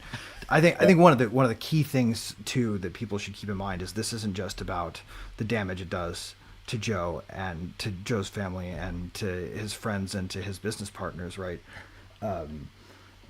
Every company that he ever wanted to do business with, the Dragonchain could have made a deal with while this was underway. The SEC's litigation poisoned that well. They use the poison of these to destroy the reputations of people creating value. And You can ultimately, tell- if you want to see value creating things go into the world, you need to help us fight this fight. Because whether or not the outcome is a win for the company, it's a loss for the blockchain space if it comes out that Joe survives this because he makes a settlement that admits wrongdoing and reframes his software microlicenses as securities. That's a loss for crypto. Another thing you can do to get more info. I mean, we have on Den, and you can search for it. The SEC, the Dragonchain response to the SEC 2022. It gives soup to nuts at I think a very digestible level for even if you're not technical. It gives you the history and the meaning behind it. We also I have an IMDb listing because I'm the producer, I guess executive producer of Open Source Money. We put together that with some people we were working with, and they're actually customers now of our technology. And we put that out. It was on Discovery Science Network, and you can watch it now in full on YouTube. And one of the early episodes of it actually goes through our first round. We had several people building on Dragonchain, and the SEC called them all in and literally tried to scare. And most of these people were scared them off. Either business people, small, business people, and or technologists, and scared them all. Every one of them just said, "Oh, we can't do this." And so you can imagine, the amount of the amount of loss in destroying all these business relationships was massive, right? So, and a lot. I mean, I will tell you, I'm a technologist.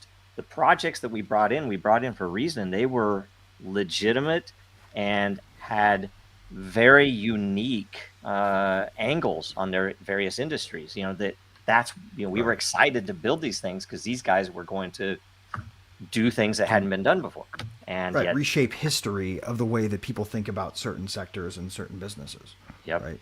Yep. Well, hey, you know what? The use case is still there, right? The market opportunity is still there. Yep. So let's use all of this. All of it's kind of like I was excited that not under the circumstances, but the fact that Roger could go on Tucker Carlson and talk about privacy coins. That's not quite the way you want to get that venue, but it's kind of like, all right, let's a little jujitsu move. And so let's, I think there's an opportunity here to turn all this into a positive and use all this and shove it right back up. So yep, exactly. Anyway, well, the good news is we've got over 2,100 live viewers, which is actually pretty good for this podcast. So, and it's going to go out on Spotify and all these other things. So hopefully we can get the word out. But do you have any final thoughts you want to share? Indeed, thank you. I mean, the fact that you're doing this, and it's an amazing thing, because a lot of people lose courage when stuff like this happens, and it's always good to see. And you're across the board, with Roger Ver and with Ian and with Ulbricht. So we're like, the fact that you're helping us, that's the most important thing. I was like, I really appreciate that. Never forget it. Yeah. Right. I would say also, just to add on to that, courage is contagious, guys. Yes. Don't just help Dragonchain. Go out and find other projects. Give them courage. Yep. Your mere participation, your mere seeing through the bullshit of what's happening to anybody being targeted with this lawfare motivates, energizes, revitalizes, and strengthens the fight for things that will ultimately make the world a better place if they win. So your attention, that viewer count right there, you have no idea how much that just deeply elevated both myself and Joe's like excitement about the prospects of us potentially succeeding at changing the world with this tech, right? Your attention matters. Please give it, is what I would say. Great. Well, I'm grateful to be able to sponsor. It's great to see courage, and I'll support anybody that's fighting the good fight, because you're right. The courage is contagious, and it takes such a small percentage of us, because at the other end of this, I mean, these people don't care about what they're doing. Do you think that whatever his name is, Eric Phillips, whoever the guy is from the SEC, that's like, he's not passionate about this? I mean, the funny thing is these guys take these jobs at the SEC, which, are they really passionate? They don't even understand what you're doing. They're going through a process, and then at the end, they go work for the private sector and as defense lawyers. It's a disgusting revolving door. So, selling other projects down the river by convincing that it's settle instead of fight. So exactly. So we've got the morality on our side. We've got the right motivation here. So. All right, great. Well, thank you guys, and I again applaud you for everything you're doing, and I'll help out in any way I can. And I'm going to end this with, I'm going to play the Free Ross song one more time, just because I'm hoping this is the last time I have to play this song on this podcast. Yes. And I hope more of us will be victorious as we continue throughout 2025. Health to so, thank you very much. Bye. Cheers. To a sentence of time served.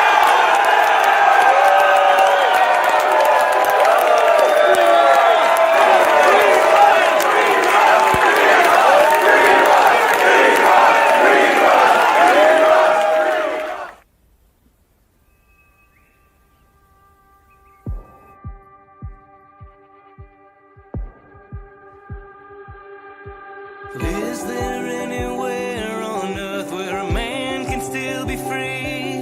Will he bear the weight alone, or will he have to bend the knee? Is there no one in this land who grows tired of the game, where the wicked gather stones and build up prisons in our name? There's a story that you've heard before. It's been told of a gentle soul misplaced inside a cage. Whoa, whoa, whoa, free Ross, whoa, whoa, whoa.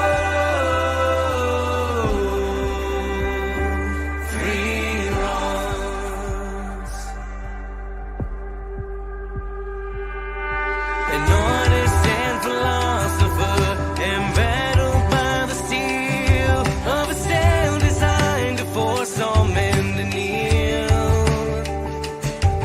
But he's facing